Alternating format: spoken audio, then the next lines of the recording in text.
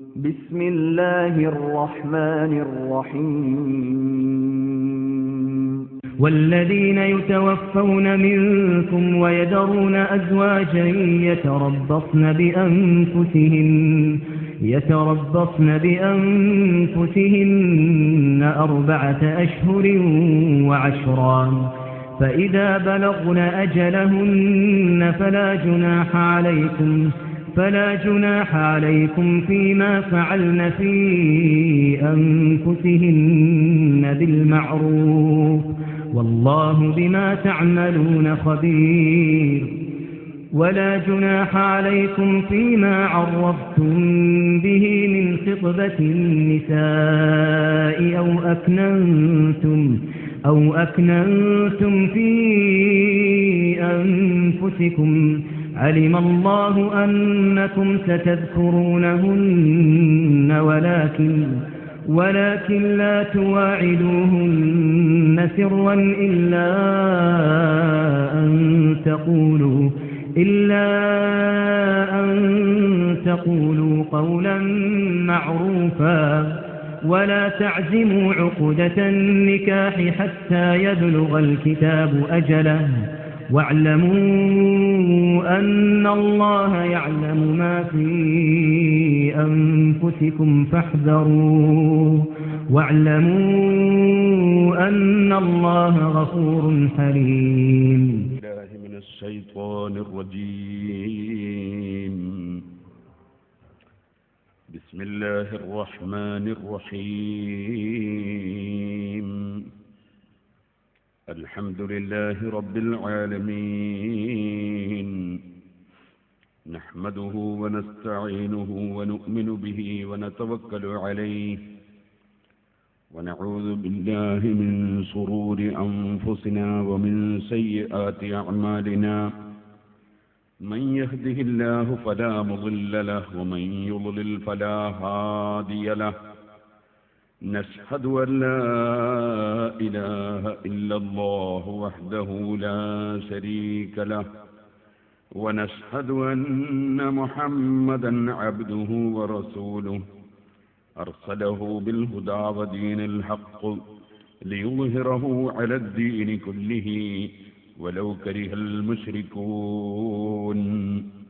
اللهم صل وسلم وبارك على رسولك وحبيبك سيدنا محمد وعلى آل وأصحاب سيدنا ومولانا محمد وعلى جميع الأنبياء والمرسلين ومن اقتدى بهديهم إلى يوم الدين.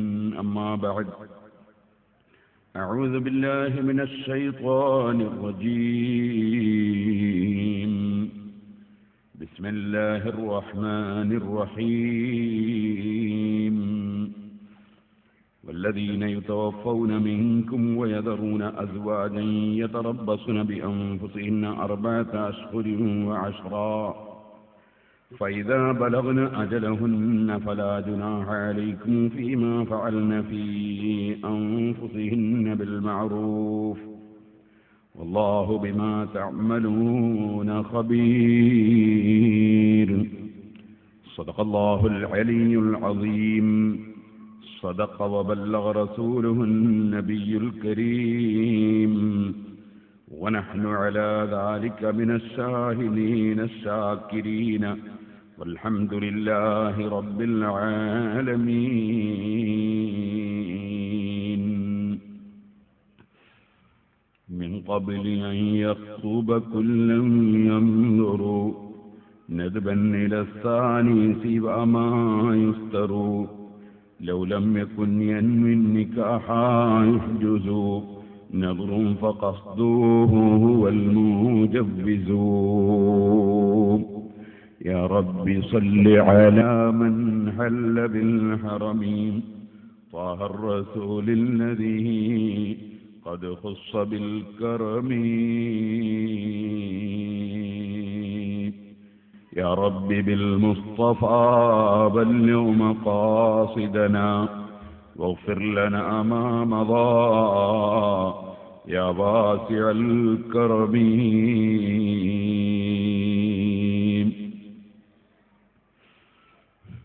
സഹോദരന്മാരെ, നേരത്തെ നിശ്ചയിച്ചതുപോലെ അള്ളാഹുവിൻ്റെ മഹത്തായ അനുഗ്രഹം കൊണ്ട് 5 ദിവസത്തെ നമ്മുടെ വിവാഹത്തെ ആസ്പദമാക്കിയുള്ള ഈ പ്രസംഗം ഇന്ന് സമാപിക്കും ഇൻഷാ അല്ലാഹ്.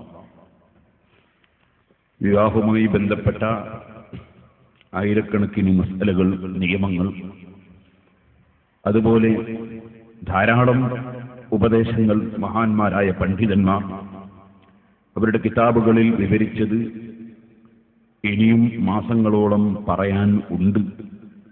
ഇൻഷാ അല്ലാഹ്, അല്ലാഹു തൗഫീഖ് ചെയ്താൽ ഇതിന്റെ ബാക്കി ഭാഗം പിന്നീട് സംസാരിക്കാൻ വേണ്ടി ശ്രമിക്കും. അല്ലാഹു നമുക്ക് തൗഫീഖ് നൽകുമാറാകട്ടെ എന്ന് ആമുഖമായി പ്രാർത്ഥിക്കും.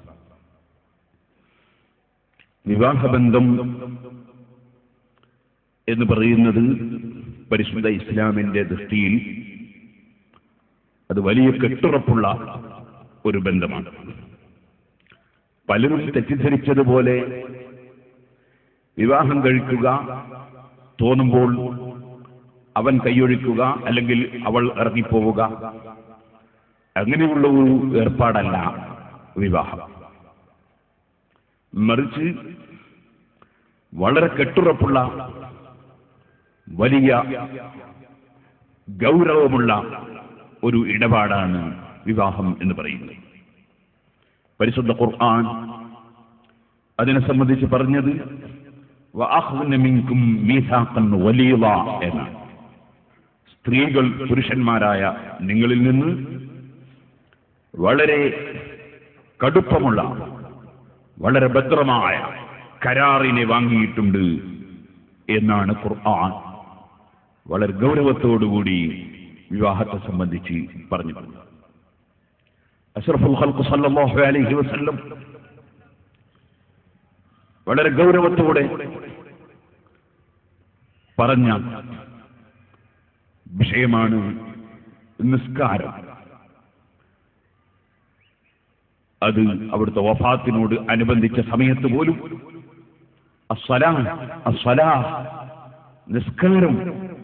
നിസ്കാരം അത് വളരെ ഗൗരവമുള്ളതാണ്, കൃത്യമായി നിർവഹിക്കപ്പെടേണ്ടതാണ് എന്ന് സൂചിപ്പിച്ചിട്ടുണ്ട്. ഇതുപോലെ അവിടുത്തെ അവസാനത്തെ ഹജ്ജത്തുൽ വദാഇന്റെ പ്രസംഗത്തിൽ ഗൗരവമുള്ള പല വിഷയങ്ങളും പ്രത്യേകം എടുത്തു പറഞ്ഞിട്ടുണ്ട്. മറ്റൊരു മനുഷ്യന്റെ സമ്പത്തോ അവന്റെ രക്തമോ അവന്റെ അഭിമാനമോ ക്ഷതം വരുത്തുന്നതിനെതിരെ ശക്തിയായി അവസാന സമയങ്ങളിൽ അവിടുന്ന് പറഞ്ഞിട്ടുണ്ട്. അതുപോലെ പറഞ്ഞ വളരെ പ്രധാനപ്പെട്ട ഒരു വിഷയമാണ് അല്ലാഹ ഫിൻ നിസാ. സ്ത്രീകളുടെ വിഷയത്തിൽ നിങ്ങൾ അല്ലാഹുവിനെ സൂക്ഷിക്കണേ. ഫഇന്നഹുന്ന അവാനും ഫീ ഐദീകും അഖദ്തുമൂഹുന്ന ബിഅമാനത്തില്ലാഹി വസ്തഹ്ലൽതും ഫുറൂജഹുന്ന ബികലിമത്തില്ലാഹ്. നിങ്ങളുടെ കസ്റ്റഡിയിൽ വന്നവരാണ് നിങ്ങളുടെ ഭാര്യമാർ. നിങ്ങൾ അല്ലാഹു സുബ്ഹാനഹു വ തആല നിങ്ങളെ വിശ്വസിച്ച് ഒരു കരാറിലൂടെ നിങ്ങളുടെ കസ്റ്റഡിയിൽ തന്നവരാണ് നിങ്ങളുടെ ഭാര്യമാർ. നിങ്ങൾ അവരുടെ ലൈംഗികാവയവം നിങ്ങൾക്ക് അനുവദിച്ചത് തന്നെ ബികലിമത്തില്ലാഹി, അല്ലാഹു തആല നിശ്ചയിച്ച പ്രത്യേകമായ വചനത്തിലൂടെയാണ്. ആ വചനം കൊണ്ടാണ് അവരെ നിങ്ങൾക്ക് അനുവദിച്ച് ലഭിച്ചത്. അതിനെ സംബന്ധിച്ച് നിങ്ങൾക്ക് നല്ല ബോധം വേണം സ്ത്രീകളെ സംബന്ധിച്ച് എന്ന് വളരെ ഗൗരവത്തോടുകൂടി അവസാനത്തിൽ നടന്ന വലിയ പ്രസംഗത്തിൽ നബി സല്ലല്ലാഹു അലൈഹി വസല്ലം സൂചിപ്പിച്ചിട്ടുണ്ട്. വിവാഹത്തിന്റെ വാചകം തന്നെ അതിന് തെളിവാണ്. 2 വാചകമാണ് ഇസ്ലാമിൽ വിവാഹത്തിന് നിശ്ചയിക്കപ്പെട്ട വാചകം. ഒന്ന് ഇൻകാഹ് എന്ന ധാതുവിൽ നിന്ന് പിടിക്കപ്പെട്ട അൻകഹ്തുക എന്ന വാചകമാണ്. സാധാരണക്കാർക്ക് ഉച്ചരിക്കാൻ പ്രയാസം കുറഞ്ഞ വാചകം അതായതുകൊണ്ട് നമ്മുടെ ഖതീബുമാർ ആ വാചകം തെരഞ്ഞെടുത്താൽ സാധാരണക്കാർക്ക് പ്രയാസം കുറയുമെന്ന് വ്യക്തിപരമായ ഒരു അഭിപ്രായം എനിക്കുണ്ട്. അടുത്ത വാചകത്തിനും ഒരു തകരാറും ഇല്ലെങ്കിലും അൻകഹ്തുക, നിനക്ക് ഞാൻ നിക്കാഹ് ചെയ്തു തന്നു. നിക്കാഹ് എന്ന വാക്കിന്റെ നേരെ അർത്ഥം തന്നെ നിനക്ക് ഞാൻ കൂട്ടിച്ചേർത്തു തന്നു എന്നാണ്. കൂടിച്ചേർന്നാൽ പിന്നെ രണ്ടില്ല, രണ്ടും കൂടി ഒന്നാണ്. ചായപ്പൊടിയും പഞ്ചസാരയും പാലും ചൂടുവെള്ളവും ഒക്കെ കൂടിച്ചേർന്നപ്പോൾ അതിന്റെ പേര് പിന്നെ ചായ എന്നാണ്. പിന്നെ അത് വെവ്വേറെ പറയൽ ഇല്ല, അത് രണ്ടും ഒന്നാണ്. നിക്കാഹ് കഴിയുന്നതിലൂടെ ഒരു ഭാര്യയും ഭർത്താവും വധുവും വരനും അവർ പിന്നീട് ഒന്നാണ്. അതറിയിക്കുന്ന വാചകമാണ് അൻകഹ്തുക, നിനക്ക് ഞാൻ കൂട്ടിച്ചേർത്ത് തന്നു. ബിന്ദി, എന്റെ മകളെ, ബിമഹ്രികദ, ഇത്ര മഹർ നിശ്ചയിച്ചുകൊണ്ട് എന്ന് പറയുമ്പോൾ അദ്ദേഹം പറയുകയാണ് നകഹ്തുഹ, അല്ലെങ്കിൽ ഖബിൽതു നികാഹഹ, ഞാൻ അവളുടെ നിക്കാഹിനെ സ്വീകരിച്ചിരിക്കുന്നു, അല്ലെങ്കിൽ ഞാൻ പൊരുത്തപ്പെട്ടിരിക്കുന്നു. അവളെ നിങ്ങൾ എനിക്ക് കൂട്ടി തന്നതിനെ ഞാൻ സ്വീകരിച്ചിരിക്കും. സാധാരണ നിലക്ക് ഖബിൽതു നികാഹഹ എന്നതിന് അവളുടെ നിക്കാഹിനെ, അല്ലെങ്കിൽ അവളെ നിക്കാഹ് ചെയ്ത് തന്നതിനെ, അവളെ നിങ്ങൾ നിക്കാഹ് ചെയ്ത് തന്നതിനെ ഞാൻ സ്വീകരിച്ചിരിക്കുന്നു എന്ന് നിക്കാഹ് എന്ന് തന്നെ അർത്ഥം പറഞ്ഞാൽ എല്ലാവർക്കും അതിന്റെ അർത്ഥം അറിയാം, ആർക്കും തിരിയാതെയായി പോവില്ല. നിക്കാഹ് തന്നെ എന്ന് തന്നെ അർത്ഥം പറഞ്ഞാൽ പിന്നെ തർജ്ജമ ഏതാണ് വേണ്ടത് എന്നതിനെ സംബന്ധിച്ച് ഉള്ള ചർച്ച തന്നെ വരുന്നും ഇല്ല. തർജ്ജമ പറയുകയാണെങ്കിൽ, അർത്ഥം പറയുകയാണെങ്കിൽ, ഏതായിരുന്നാലും ഖബിൽതു നികാഹഹ, അവളെ നിക്കാഹ് ചെയ്തു തന്നതിനെ ഞാൻ സ്വീകരിച്ചിരിക്കുന്നു, നിങ്ങൾ എനിക്ക് കൂട്ടിച്ചേർത്ത് തന്നതിനെ ഞാൻ സ്വീകരിച്ചിരിക്കുന്നു എന്ന അർത്ഥം വരുന്ന ആ വാചകം വളരെ അർത്ഥവത്താണ്. മറ്റൊരു വാചകം ഇസ്ലാമിൽ ഉള്ളത് തസ്വീജിന്റെ വാചകമാണ്, അഥവാ സവ്വജ്തുക ബിന്ദി, എന്റെ മകളെ നിനക്ക് ഞാൻ ഇണയാക്കി തന്നു. ഇണ എന്ന് പറഞ്ഞാൽ തന്നെ ഒന്നില്ലെങ്കിൽ മറ്റൊന്നിന് പ്രസക്തിയില്ലാത്തതാ. രണ്ട് കാലിന് ധരിക്കുന്ന ചെരുപ്പ് ഒന്ന് മറ്റൊന്നിന്റെ ഇണയാ. ഒരു ചെരുപ്പ് മാത്രം പകുതി പൈസക്ക് തന്നാൽ ആരെങ്കിലും വാങ്ങുമോ? ഇല്ല. കാരണം രണ്ട് ചെരുപ്പും ഉണ്ടെങ്കിലേ പ്രസക്തിയുള്ളൂ. ഇതുപോലെ സവ്വജ്തുക ബിന്ദി, എന്റെ മകളെ നിനക്ക് ഞാൻ ഇണയാക്കി തന്നു. ഇനി നിങ്ങൾ ഒന്ന് മറ്റൊന്നുമായി പിരിയുന്ന രൂപം അല്ല, രണ്ടും എന്നും ഒരുപോലെ ആവശ്യമാണ്, ഒരുപോലെ നടക്കേണ്ടതാണ്, ഒരുപോലെ നീങ്ങേണ്ടതാണ് എന്നർത്ഥം വരുന്ന വലിയ അർത്ഥമുള്ള വാചകമാണ് സവ്വജ്തുക, നിനക്ക് ഞാൻ ഇണയാക്കി തന്നു എന്ന വാചകം. ബിന്ദി, എന്റെ മകളെ, അപ്പോൾ ഖബിൽതു തസ്വീജഹ, നിങ്ങൾ എനിക്ക് ഇണയാക്കി തന്നത് ഞാൻ സ്വീകരിച്ചിരിക്കുന്നു എന്ന് പറയുന്നു വരൻ. ഇത് കേൾക്കാൻ രണ്ടാളുകളുണ്ട്. ആ രണ്ടാളുകളാണ് സാക്ഷികൾ എന്ന് പറയുന്നത്. ആ സാക്ഷികളുടെ മുന്നിൽ വെച്ച് ഇങ്ങനെ പരസ്പരം വലിയ ഒരു ഇടപാട് നടത്തുകയാണ് വിവാഹം നടക്കുന്ന സമയം. ഈ വാചകം പറയുമ്പോൾ ഏതെങ്കിലും ഒരു സാധാരണക്കാരന്റെ തൊള്ളയിൽ നിന്ന് ആ വാചകത്തിന്റെ വ്യാകരണമോ അക്ഷരമോ ചെറിയ മാറ്റം വന്നുപോയതുകൊണ്ട് നിക്കാഹിന് തകരാറ് സംഭവിക്കുന്നില്ല.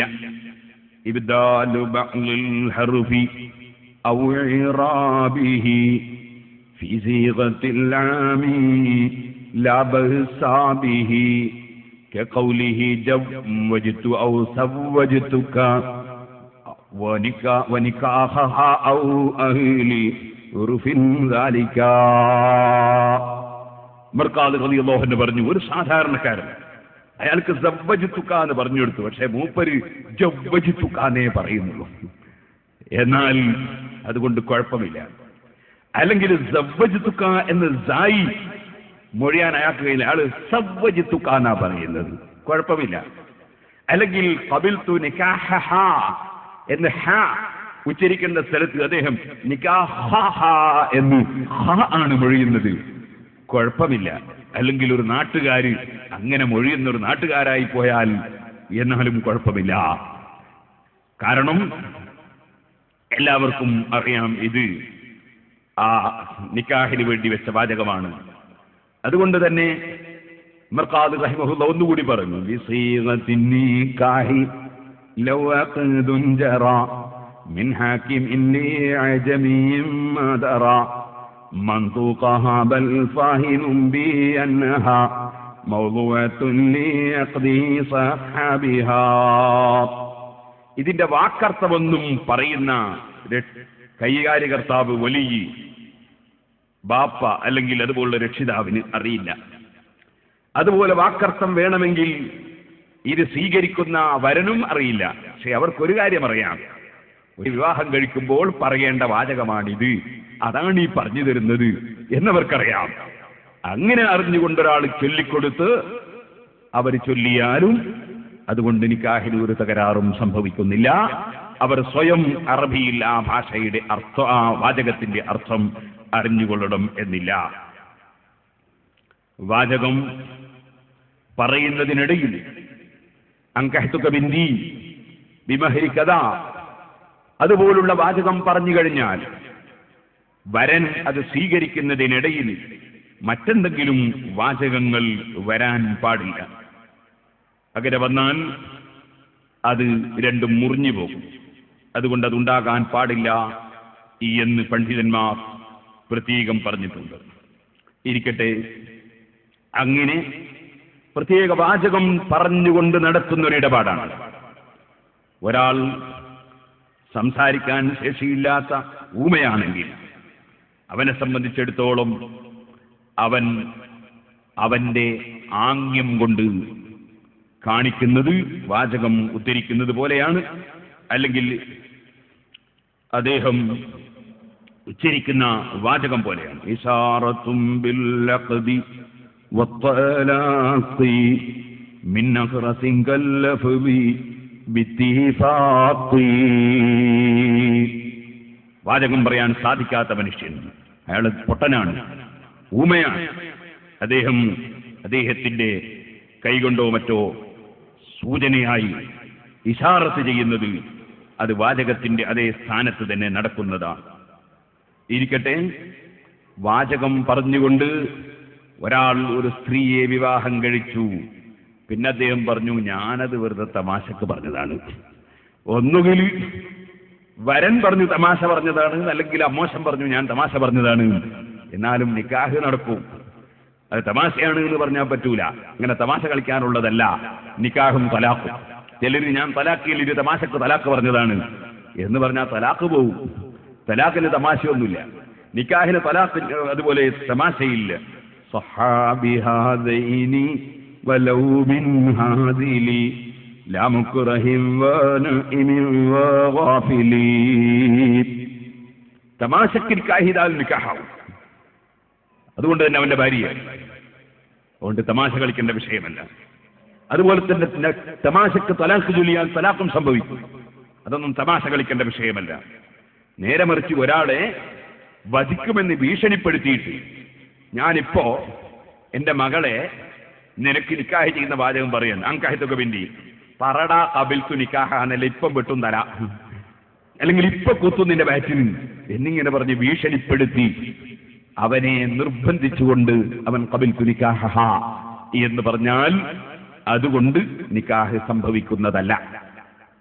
അതുപോലെ ആരോ ഉറക്കിൽ പറഞ്ഞതുകൊണ്ട് നിക്കാഹ് സംഭവിക്കുന്നത്. അങ്ങനെ ഉണ്ട്, ചിലർ ഓഫാക്കിയാലും പിന്നെയും ഇങ്ങനെ ശബ്ദിക്കുന്ന ചില ആളുകളുണ്ടാവും. അങ്ങനെ ഉറക്കിൽ പറഞ്ഞതുകൊണ്ട് നിക്കാഹ് സംഭവിക്കുകയില്ല. അതുപോലെ വിഷയത്തെക്കുറിച്ച് യാതൊരു ശ്രദ്ധയുമില്ലാതെ എന്തോ പറഞ്ഞതിന്റെ പേരിൽ നിക്കാഹ് സംഭവിക്കില്ല. നേരെ മറിച്ച് ഒരു മനുഷ്യൻ തമാശ പറഞ്ഞാലും നിക്കാഹ് സംഭവിക്കും എന്നാണ് നിയമം. ഇരിക്കട്ടെ, നിക്കാഹിന്റെ ഭദ്രമായ വാചകത്തിലൂടെ നടന്ന് അവൻ കസ്റ്റഡിയിൽ കൊണ്ടുവന്ന വ്യക്തിയാണ് ഭാര്യ. ഭർത്താവും അതുപോലെ തന്നെ. ഭർത്താവ് എന്ന് പറഞ്ഞാൽ സ്ത്രീയെ സംബന്ധിച്ചിടത്തോളം ഏറ്റവും ബന്ധപ്പെട്ട വ്യക്തിയാണ്. അതിനെ സംബന്ധിച്ച് ഇപ്പോൾ ഞാൻ വിശദീകരിക്കുന്നില്ല. നിങ്ങൾ നോക്കൂ, സ്വന്തം ബാപ്പക്ക്, സ്വന്തം മകന്, സ്വന്തം ഉമ്മക്ക്, സ്വന്തം ജ്യേഷ്ഠത്തിക്ക്, അവർക്കാർക്കും കാണാനും തൊടാനും പറ്റാത്ത ശരീരത്തിലെ മുഴുവൻ സ്ഥലങ്ങളും ഒരു കാരണവുമില്ലാതെ കാണാനും തൊടാനും പറ്റുന്ന ഒരേ ഒരു വ്യക്തി അത് ഭർത്താവ് മാത്രമാണ്, ഭാര്യ മാത്രമാണ്. ആ ബന്ധം ചെറിയ ബന്ധമാണോ? സ്വന്തം പോറ്റി വളർത്തിയ ഉമ്മക്ക് കാണാനും നോക്കാനും പറ്റാത്ത സ്ഥലങ്ങൾ, പോറ്റി വളർത്തിയ ബാപ്പക്ക് കാണാനും നോക്കാനും പറ്റാത്ത സ്ഥലങ്ങൾ. നിങ്ങൾക്കറിയാമല്ലോ, ചെറിയ കുട്ടികളായാൽ പോലും ലൈംഗികാവയവങ്ങൾ നോക്കുന്നത് തെറ്റാണ്.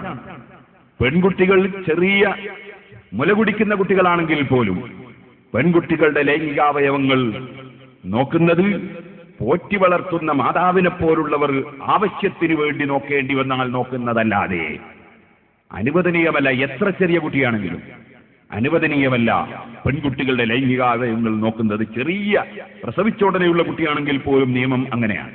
ആവശ്യത്തിന് വേണ്ടി പോറ്റി വളർത്തുന്ന മാതാവിനോ അതുപോലുള്ളവർക്കോ വേണമെങ്കിൽ നോക്കാം, അല്ലാത്തവർക്ക് പാടില്ല. കഴുകിക്കൊടുക്കാനോ അല്ലെങ്കിൽ അതുപോലെ ആവശ്യമായ മരുന്ന് വെച്ച് കൊടുക്കാൻ അങ്ങനെയൊക്കെ ആണെങ്കിൽ അതിനുവേണ്ടി നോക്കാം, അല്ലെങ്കിൽ നോക്കാൻ പാടില്ല എന്നാണ് ഇസ്ലാമിന്റെ നിയമം.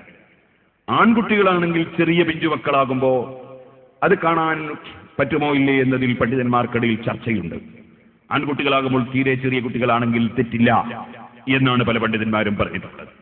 ഇരിക്കട്ടെ, ഏതായിരുന്നാലും ചെറിയ കുട്ടിക്കാലത്ത് പോലും അത്രയും ഗൗരവത്തോടുകൂടി പരിശുദ്ധ ദീനുൽ ഇസ്ലാം കാണുന്ന ലൈംഗികാവയവങ്ങൾ വരെ സ്പർശിക്കാനും കാണാനും ബന്ധപ്പെടാനും പറ്റുന്ന ഒരേ ഒരു വ്യക്തി ഭാര്യയും ഭർത്താവും മാത്രമാണെന്ന് പറയുമ്പോൾ അവർക്കിടയിലുള്ള ബന്ധം ഈ നിക്കാഹിലൂടെ സംഭവിക്കുന്നത് ചെറിയ വിഷയമല്ലെന്ന് ഏത് ബുദ്ധിക്കും മനസ്സിലാക്കാം. ഒന്ന്. രണ്ടാമതായി, അവർ രണ്ടുപേരും ലൈംഗികമായി ബന്ധപ്പെട്ട് അതിലൂടെ ഉണ്ടാകുന്ന കുട്ടി, അങ്ങനെ ഒരു സംഭവം വേറെ ആർക്കും ഇവിടെ അനുവദിച്ചിട്ടില്ല എന്ന് നമുക്കറിയാം. അത് ചെറിയ വിഷയമല്ല. ആ കുട്ടികളുടെ സന്താന പരമ്പരകൾ മുഴുവനും അവർ രണ്ടുപേരും ചേർന്നുകൊണ്ടുള്ളതാണ്. അതുകൊണ്ട് തന്നെ അതും വേറെ കുടുംബത്തിൽ ആർക്കും അങ്ങനെ ഒരു ബന്ധം ഇല്ല. ഇനി നിങ്ങളൊന്ന് നോക്കൂ, അതാ ഒരു ഭർത്താവ്, ഭാര്യ മരണപ്പെട്ടുപോയി, നിക്കാഹ് ചെയ്ത് ഒരു 5 മിനിറ്റ് കഴിയുമ്പോൾ ഭാര്യ മരണപ്പെട്ടുപോയി. എന്നാൽ അവളെ സംബന്ധിച്ചിടത്തോളം അവൾക്ക് കുട്ടികളില്ലെങ്കിൽ അവളുടെ സ്വത്തിന്റെ പകുതി ഭാഗത്തിന് ഭർത്താവ് അവകാശിയാണ്. സുബ്ഹാനല്ലാഹ്, 5 മിനിറ്റായിട്ടേ ഉള്ളൂ. ഭാര്യയാണ് മരിച്ചതെങ്കിലോ, കുട്ടികളില്ലാതെയാണ് ഭർത്താവ് മരിച്ചതെങ്കിൽ അവൾ 4/1 അവകാശിയാണ്, വലിയ സ്വത്തുക്കളുടെ അവകാശിയാണ്. എത്ര കോടിക്കണക്കിന് റുപ്പിയായിരിക്കും ചിലപ്പോൾ അങ്ങനെ ഒരാൾക്ക് അവകാശം ലഭിക്കുന്നത്. നിങ്ങൾ നോക്കൂ, സന്താനങ്ങൾ ഉണ്ടെങ്കിൽ അതിന്റെ നേർ പകുതിയായി അവകാശം വരുന്നു. 8/1 സ്ത്രീക്ക് അവകാശം വരുന്നു. അപ്പൊ വൈവാഹിക ബന്ധം എന്ന് പറയുന്നത് ഒരു വലിച്ചെറിയാൻ പറ്റുന്ന ബന്ധമാണെന്ന് ആരും തെറ്റിദ്ധരിക്കരുത്. അത് വലിയ ബന്ധമാണ്. ഇനി ഒന്നുകൂടി നിങ്ങൾ നോക്കൂ, ഈ ഭാര്യയും ഭർത്താവും അവർ എന്നും സ്മരിക്കപ്പെടുന്നു. ആ വൈവാഹിക ബന്ധത്തിലേർപ്പെട്ടതിന് ശേഷം അവരിൽ സന്താനങ്ങൾ ഉണ്ടാകുന്നതിനാൽ അന്ത്യനാൾ വരെ മനുഷ്യന്റെ വംശത്തിന്റെ നിലനിൽപ്പ് തന്നെ അവരുടെ കൂട്ടുജീവിതത്തിലാണ്. അത് ഞാൻ മുമ്പ് വളരെ വിശദമായി സംസാരിച്ചൊരു വിഷയമാണ്. ഇനി നിങ്ങൾക്കറിയോ, ഒരാളുടെ ബാപ്പ മരിച്ചുപോയി, ഒരു സ്ത്രീയുടെ ബാപ്പ മരിച്ചുപോയി, അല്ലെങ്കിൽ ഉമ്മ മരിച്ചുപോയി, അല്ലെങ്കിൽ മക്കൾ മരിച്ചുപോയി. എന്നാൽ 3 ദിവസത്തിലധികം അവൾക്ക് ആ കാരണത്താൽ അവളിങ്ങനെ ഒരു സ്ഥലത്ത് ഇരിക്കാനോ അല്ലെങ്കിൽ ചടഞ്ഞിരിക്കാനോ അനുവദിക്കുന്നില്ല പരിശുദ്ധ ഇസ്ലാം. 3 ദിവസമാണ് കണ്ണോക്ക്. 3 ദിവസമാണ് മരിച്ചാൽ കണ്ണോക്ക്. 3 ദിവസം കഴിഞ്ഞിട്ട് ഒരാൾ കണ്ണോക്കിന് പോവുകയാണെങ്കിൽ തന്നെ അത് പാടില്ല എന്നാണ് ഇസ്ലാമിന്റെ നിയമം. 3 ദിവസം കഴിഞ്ഞിട്ട് കണ്ണോക്കിന് പോകാൻ പാടില്ല എന്ന്. കാരണം അങ്ങനെ കണ്ണോക്കിന് പോയാൽ അവരെ സംബന്ധിച്ചിടത്തോളം എന്നും ആ ദുഃഖം ഓർമ്മിപ്പിക്കലായി പോകും. ഇത് 3 ദിവസത്തിന് ശേഷം കണ്ണോക്കിന് പോകരുത് എന്നാണ്. എന്നാൽ ഒരു പ്രഗത്ഭനായ പണ്ഡിതനോ ഒരു ദുആ ലഭിക്കണം എന്ന് മരിച്ച മയ്യത്തിന്റെ കുടുംബങ്ങളോ വീട്ടുകാരോ ആഗ്രഹിക്കുന്ന വ്യക്തിയോ അല്ലെങ്കിൽ അതുപോലെ അടുത്ത ഒരു ബന്ധുവോ അങ്ങനത്തെ കാരണത്താൽ മരിച്ച സമയത്ത് വരാൻ കഴിയാത്ത, വരണമെന്ന് അവരാഗ്രഹിക്കുന്ന ആളുകൾക്ക് 3 ദിവസത്തിന് ശേഷവും പോകാമെന്ന് പണ്ഡിതന്മാർ രേഖപ്പെടുത്തിയിട്ടുണ്ട്. ഏതായിരുന്നാലും 3 ദിവസമാണ് ഒരു മരിച്ച മയ്യത്തിന്റെ പേരിലുള്ള കണ്ണോക്കെങ്കിൽ നിങ്ങൾ ആലോചിക്കുക, മരണപ്പെട്ടു പോയൊരു ഭർത്താവ്, ബാപ്പയും ഉമ്മയും അങ്ങനെയുള്ള ആർക്കുമില്ലാത്ത ഒരു വിഷയം പരിശുദ്ധ ഖുർആൻ പറഞ്ഞു, വല്ലദീന യതവഫൗന മിൻകും വയദറൂന അസ്വാജൻ യതറബ്ബസ്ന ബിഅൻഫുസിഹിന്ന 4 അശ്ഹുരിൻ വഅശ്റാ فإذا بلغن أجلهن فلا جناح عليكم فيما فعلن في أنفسهن بالمعروف والله بما تعملون خبير. എന്താണ് പരിശുദ്ധ ഖുർആൻ പറയുന്നത്? ഏതൊരു വ്യക്തികൾ മരിച്ചുപോയി ആ മരിച്ച വ്യക്തികൾക്ക് ഭാര്യമാരുണ്ടെങ്കിൽ ആ ഭാര്യമാർ 4 മാസവും 10 ദിവസവും അവരുടെ ദീക്ഷാകാലമായി, ഇദ്ദയുടെ കാലമായി അവർ അതാ ആചരിച്ചിരിക്കണം. ഗർഭിണികളാണെങ്കിൽ പ്രസവിക്കുന്നത് വരെ മതി.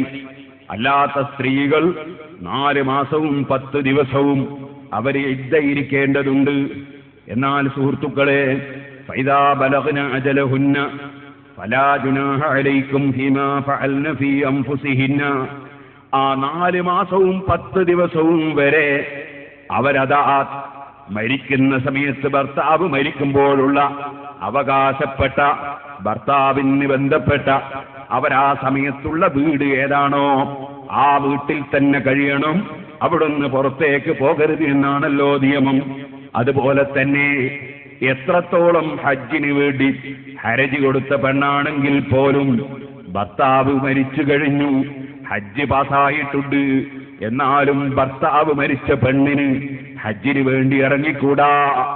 അതേ സമയത്ത് ഹജ്ജിന് വേണ്ടി ഇഹ്റാം കെട്ടിപ്പോയതിന് ശേഷമാണെങ്കിൽ അതിൽ പണ്ഡിതന്മാർക്ക് വേറെ ചർച്ചയുണ്ട്. ഇരിക്കട്ടെ, ഞാൻ പറഞ്ഞു വന്നത്, ഹജ്ജിന് വേണ്ടി പുറപ്പെടുന്നതിന് മുമ്പ് ഹജ്ജിനൊക്കെ തീരുമാനിച്ച് ഇറങ്ങുകയാണ്.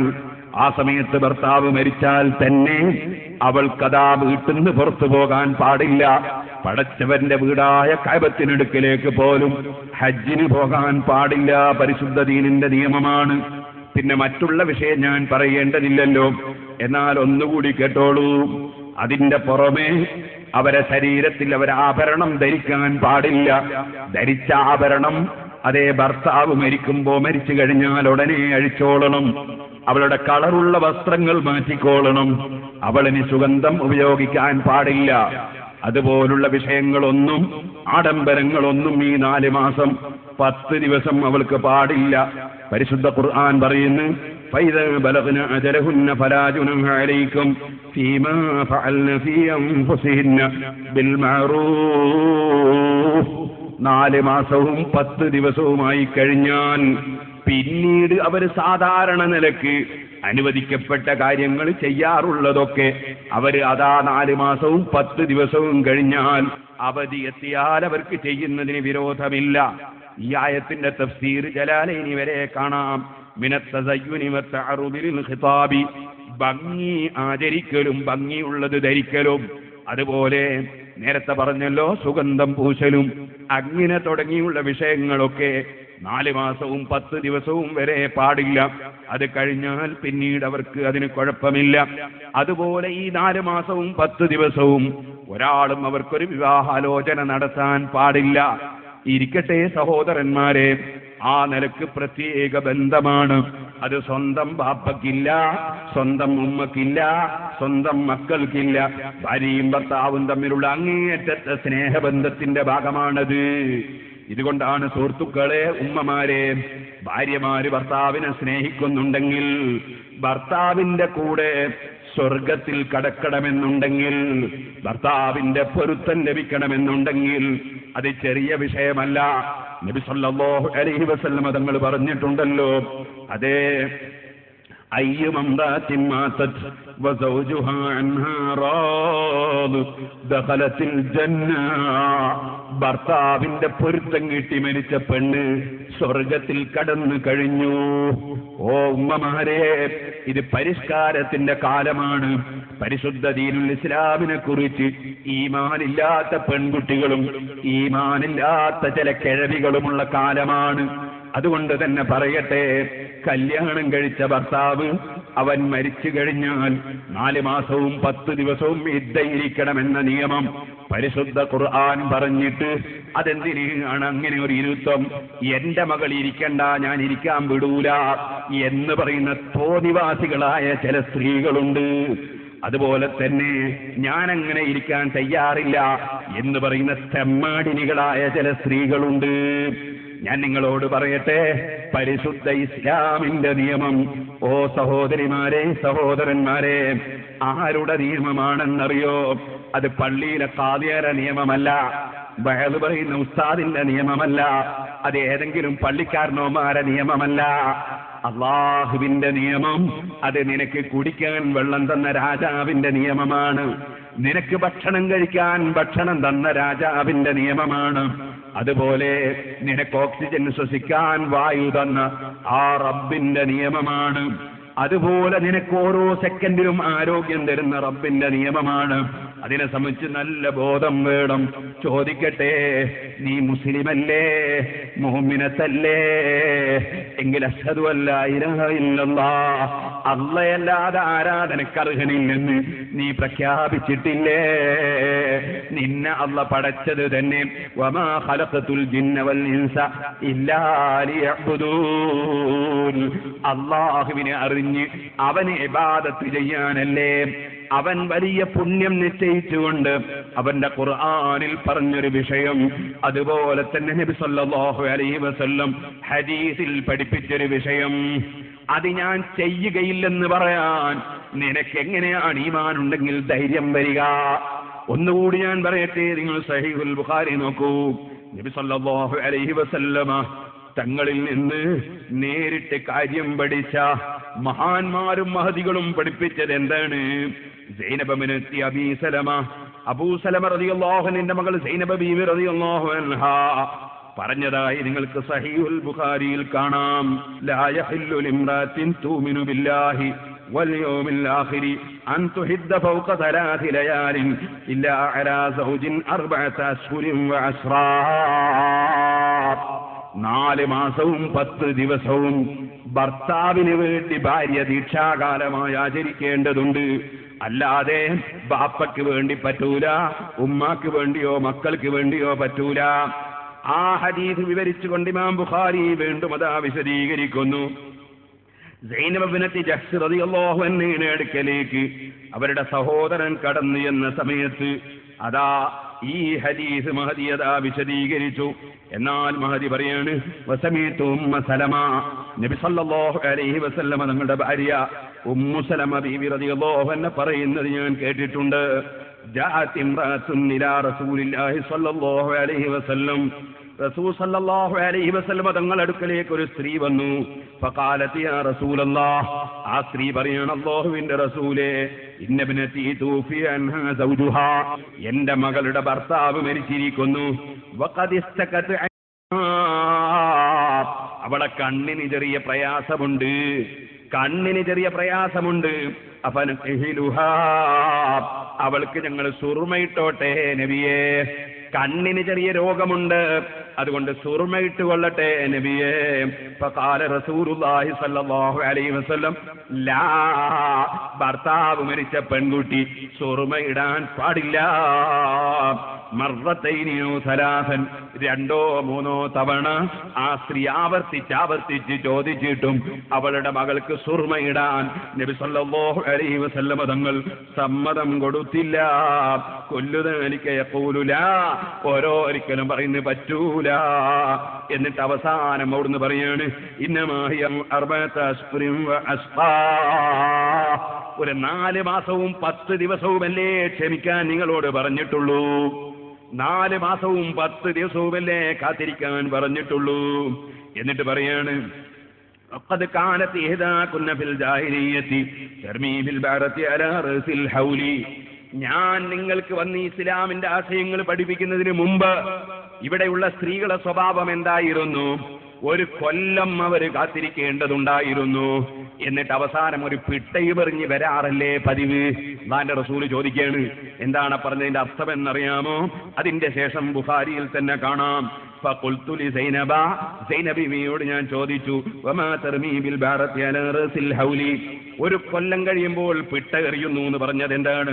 ഫഖാലത്ത് സൈനബ് വിശദീകരിക്കുകയാണ്, കാനത്തിൽ മർഅതു ഇദാ തൂഫിയ അൻഹാ സൗജുഹാ ദഖലത് ഹിഫ്സൻ വലബിസത് ശർറ സിയാബിഹാ വലം തമസ്സ തീബൻ ഹത്താ തമുറ ബിഹാ സന. നബി സല്ലല്ലാഹു അലൈഹി വസല്ലം തങ്ങൾ വന്ന് ഇളവ് ചെയ്യുന്നതിന് മുമ്പ് അറേബ്യയിലുണ്ടായിരുന്ന സ്ത്രീകളെ പതിവ്, ഒരു ഭർത്താവ് മരിച്ചു കഴിഞ്ഞാൽ അവൾ വളരെ ഇടുങ്ങിയ വളരെ മോശമായ ഒരു ചെറിയ ഒരു റൂമിന്റെ ഉള്ളിലേക്ക് അവൾ കടക്കണം. എന്നിട്ടോ വലബിസത് ശർറതിയാബിഹ, അവളെ വസ്ത്രത്തിൽ ഏറ്റവും നാശം പിടിച്ച വസ്ത്രം ധരിക്കണം. വലം തമസ്സ തീബൻ, അവൾക്കതാ സുഗന്ധം തൊട്ടുകൂടാ. ഹത്താ തമുറ ബിഹാ സന, കുളിക്കാൻ പറ്റുന്നില്ല, ചീകാൻ പറ്റുന്നില്ല. അങ്ങനെ ഒരു കൊല്ലത്തോളം കഴിയുന്നു.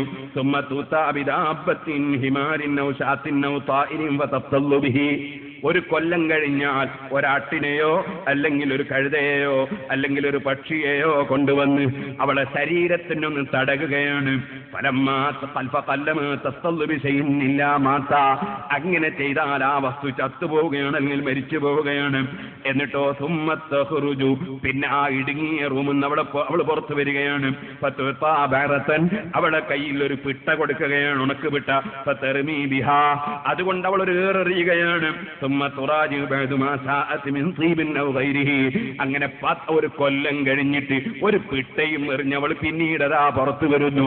പിന്നെ അവൾ കുളിക്കുന്നു, അവളതാ വസ്ത്രം ധരിക്കുന്നു. ഇങ്ങനെയല്ലേ നിങ്ങളെ നാട്ടിൽ നടന്നുകൊണ്ടിരുന്ന പതിവ്? അതൊക്കെ ഒഴിവാക്കിയിട്ട് ഇപ്പോഴിതാ ഭർത്താവ് മരിച്ചുപോയ സ്ത്രീക്ക് കുളിക്കുന്നതിന് കുഴപ്പമില്ല, അതുപോലെ തന്നെ അവൾക്കതാ ആവശ്യമുള്ള വിഷയങ്ങൾ ചെയ്യുന്നതിന് കുഴപ്പമില്ല. എന്തേ പറഞ്ഞിട്ടുള്ളൂ? പറഞ്ഞത് സുഗന്ധം ഉപയോഗിക്കണ്ട, 4 മാസവും 10 ദിവസവും സുഗന്ധം ഉപയോഗിക്കണ്ട. ആ സമയത്ത് നിങ്ങൾ ആഭരണം ധരിക്കണ്ട. പിന്നെയോ ആ സമയത്ത് നിങ്ങൾ വീട് വിട്ട് പുറത്തു പോകണ്ട. ഇങ്ങനെയൊക്കെയല്ലേ പറഞ്ഞിട്ടുള്ളൂ. കളറുള്ള വസ്ത്രവും ധരിക്കണ്ട, ചായം മുക്കിയത് ധരിക്കണ്ട, ഇത്രയല്ലേ പറഞ്ഞിട്ടുള്ളൂ. അതേ സമയത്ത് എത്ര വലിയ പ്രയാസം ഒരു കൊല്ലത്തോളം സഹിച്ചവരാണ് നിങ്ങൾ. എന്റെ ഒരു 4 മാസവും 10 ദിവസവും അല്ലാഹുവിന്റെ നിയമം നിങ്ങൾക്ക് പാലിച്ചുകൂടെ? അതുകൊണ്ട് സുറുമയിടാൻ പാടില്ല. നബി സല്ലല്ലാഹു അലൈഹി വസല്ലം തങ്ങൾ പറഞ്ഞ ഹദീസ്, ഓ ഉമ്മമാരെ, ചെറുപ്പക്കാരെ, പരിശുദ്ധ ഖുർആൻ കഴിഞ്ഞാൽ ഏറ്റവും അതാ സ്വീകരിക്കപ്പെടുന്ന ഗ്രന്ഥമായ സഹീഹുൽ ബുഖാരിയുടെ 5334 നമ്പർ ഹദീസ് മുതൽ ആ ഹദീസ് തന്നെയാണ് അതിന്റെ ശേഷവും വരുന്നത്. എത്രത്തോളം എന്നറിയോ?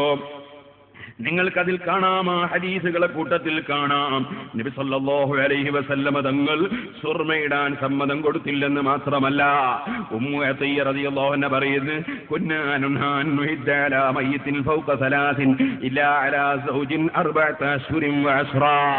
ഭർത്താവ് മരിച്ചാൽ 4 മാസവും 10 ദിവസവും ഞങ്ങൾ ഇരിക്കണം, ചടഞ്ഞിരിക്കണമെന്ന് ഞങ്ങളോട് പറഞ്ഞിട്ടുണ്ട്. വേറെ ഒരാൾക്ക് വേണ്ടിയും അങ്ങനെ ഇരിക്കാൻ പാടില്ല. വലാ നക്തഹി, നമ്മൾ സുറുമയിടാൻ പറ്റൂല. വലാ നത്തയ്യബ, ഞങ്ങൾ സുഗന്ധം മൂശാൻ പറ്റൂല. വലാ നൽബസ സൗബൻ മസ്ബൂഗാ, ചായം മുക്കിയ കളറുള്ള തുണികൾ, വസ്ത്രങ്ങൾ ധരിക്കാൻ പറ്റൂല. ഓ സഹോദരന്മാരെ, ഇത് സഹീഹുൽ ബുഖാരിയിലെ ഹദീസാണ്. അങ്ങനെ പരിശുദ്ധ ഖുർആൻ കൊണ്ടും സഹീഹായ ഹദീസ് കൊണ്ടും സ്ഥിരപ്പെട്ട വിഷയം, ആ സ്ഥിരപ്പെട്ട വിഷയം എന്ന നിലക്ക് നമ്മുടെ സ്ത്രീകളൊക്കെ അതാ ഭർത്താവിനോടുള്ള അങ്ങേയറ്റത്തെ സ്നേഹം പ്രകടിപ്പിച്ചുകൊണ്ട് ആ ആചാരം നടത്തിക്കൊണ്ട് വന്നതാണ്. അതേ സമയത്ത് അവൾക്ക് കുളിക്കുന്നതിനോ അല്ലെങ്കിൽ വസ്ത്രം മാറ്റുന്നതിനോ അല്ലെങ്കിൽ തല ചീകുന്നതിനോ അതിനൊന്നും ഇവിടെ കുഴപ്പം പറഞ്ഞിട്ടില്ല. പക്ഷേ ആ കാര്യവും പറ്റൂല.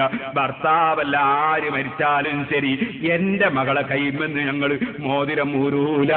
കാതിന്ന് സ്വർണം ഊരൂല, കയ്യുമെന്ന് വള ഊരൂല എന്ന് പറയുന്ന കിബറുള്ള ചില ഉമ്മമാരില്ലേ?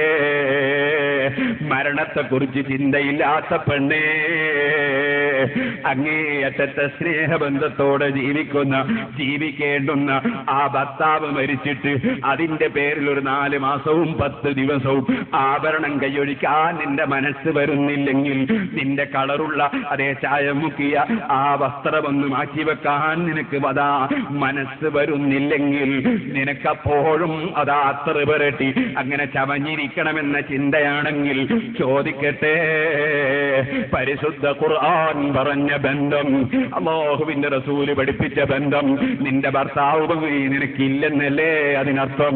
നീ ആ ഭർത്താവിനെ സ്നേഹിക്കുന്നില്ലെന്നല്ലേ അതിനർത്ഥം? അതുകൊണ്ട് ഉമ്മമാരെ, ഫാഷന്റെയും പരിഷ്കാരത്തിന്റെയും പേരിൽ നിങ്ങളെ വഴിതെറ്റിക്കാൻ പലരും ശ്രമിക്കുമ്പോ ഒരിക്കലും വഴിതെറ്റിപ്പോകണ്ട. ഒരു ആള് ഞാനൊരു 40 ദിവസം കൊണ്ട് എഴുന്നേൽക്കാണ്, ഇങ്ങനെ 40 ദിവസം കൊണ്ട് ഈ ഇദ്ധരിക്കൽ ഒഴിവാക്കാണ്. അങ്ങനെ ഇവളെ തോന്നിവാസത്തിനുള്ളതാണ് അല്ലാഹുവിന്റെ ദീന്. ഇവള് 40 ദിവസം ഇവള് തീരുമാനിക്കല. അവള് മനസ്സിലാക്കിയത് ഇത് പ്രസവിച്ചിട്ടുണ്ട് പെണ്ണുങ്ങൾക്ക് ഒരു കിടക്കൽ പെറ്റെടുക്കാൻ അതിന് പറയാം. അതുപോലത്തെ ഒരു പരിപാടിയാണ് ഇതിന്ന. അങ്ങനെ ഒരു സുന്നത്തില്ല, അങ്ങനെ ഒരു രുചൂപ്പില്ല. നിങ്ങൾ ആരും പ്രസവിച്ച് കിടക്കണ്ട, പ്രസവിച്ചിട്ട് എഴുന്നേറ്റ് നടന്നോളി, ഒരു കുഴപ്പമില്ല. പ്രസവിച്ച് കിടക്കണോന്ന് ഇസ്ലാമിൽ എവിടെയില്ല. പ്രസവിച്ച് എന്തിനാ കിടക്കുന്നു? സുബ്ഹാനല്ലാഹ്. നിങ്ങൾ കാണുന്നില്ലേ ഈ പണ്ടൊക്കെ ഞാൻ എന്റെ ചെറുപ്പത്തിലൊക്കെ കാണാറുണ്ട്, അമ്മി കൊത്താനുണ്ടോ എന്ന് പറഞ്ഞ് നടക്കുന്ന ചില ആളുകൾ. അമ്മി കൊത്താനുണ്ടോ എന്ന് ഇങ്ങനെ അമ്മി കൊത്തിക്കൊണ്ടിരിക്കുന്നതിനിടയിൽ പ്രസവ വേദന വരുന്നു, പ്രസവിക്കുന്നു, കുഞ്ഞിനെ എടുത്ത് അങ്ങനെ തന്നെ ഇട്ട് അവർ നടക്കുന്നു. ഒരു പ്രശ്നമില്ലല്ലോ. അവിടെ പ്രസവിച്ചാൽ കിടക്കണമെന്നൊരു കിതാബിലുമില്ല. നിങ്ങൾ ഒറ്റ ദിവസവും കിടക്കണമെന്നില്ല. അത് നിങ്ങൾക്ക് 40 ആക്കാം, 28 ആക്കാം, 18 ആക്കാം, 8 ആക്കാം, തീരെ കിടക്കാതിരിക്കാം, അതിനൊരു കുഴപ്പമില്ല. ഇതങ്ങനെയല്ല. ഇത് കിടക്കണ്ട, ഇരിക്കണ്ട, നിങ്ങൾക്ക് വീട്ടിൽ കൂടെ നടന്നുവിടാന്നില്ല, അന്യ വീട്ടിലേക്ക് പോകണ്ട ഇത്രയേ പറഞ്ഞിട്ടുള്ളൂ. തൊട്ടടുത്ത റൂമുകൾ, തൊട്ടടുത്ത വീടുകളിൽ രാത്രി സമയത്തൊക്കെ വേണമെങ്കിൽ ചെറിയ ഇനാസത്തിന് വേണ്ടി പോകാം എന്നുണ്ട്. പക്ഷെ തൊട്ടടുത്ത വീട് എന്ന് പറഞ്ഞാൽ നമ്മുടെ ഈ മലയോര പ്രദേശമൊക്കെ തൊട്ടടുത്ത വീട് വെച്ചാൽ 1 കിലോമീറ്റർ അപ്പുറമൊക്കെ ആയിരിക്കും കേട്ടോ. കിതാബുകളിലോ തൊട്ടടുത്ത വീട് എന്ന് പറഞ്ഞാൽ അത് പറയാൻ നല്ലത് തലശ്ശേരി കണ്ണൂരൊക്കെ ഉള്ള ആൾക്കാരോടാണ്. കാരണം ഒറ്റ വീട്ടിൽ തന്നെ കുറേ വീടായിരിക്കും. അവിടെ ഒരു വീട്ടിൽ തന്നെ കുറേ ഫാമിലികൾ ജീവിക്കുന്ന കുറേ വീടുകളായിരിക്കും. അത് തൊട്ടടുത്ത വീടുകളാണ്. അങ്ങനെയുള്ള തൊട്ടടുത്ത വീടുകളിൽ അവർ താമസിക്കുന്ന വീടാകണമെന്നില്ല. അപ്പുറത്തെ വീടുകളിൽ അവർക്ക് ചെന്ന് സംസാരിക്കുകയും ഒക്കെ ചെയ്യാം. അങ്ങനെയാണ് ഇസ്ലാമിന്റെ നിയമം. അപ്പൊ ഞാൻ പറഞ്ഞു വന്നത്, സ്ത്രീകൾ ഇദ്ദേരിക്കൽ നിങ്ങൾ ഇഷ്ടത്തിന് തീരുമാനിക്കേണ്ട വിഷയമല്ല.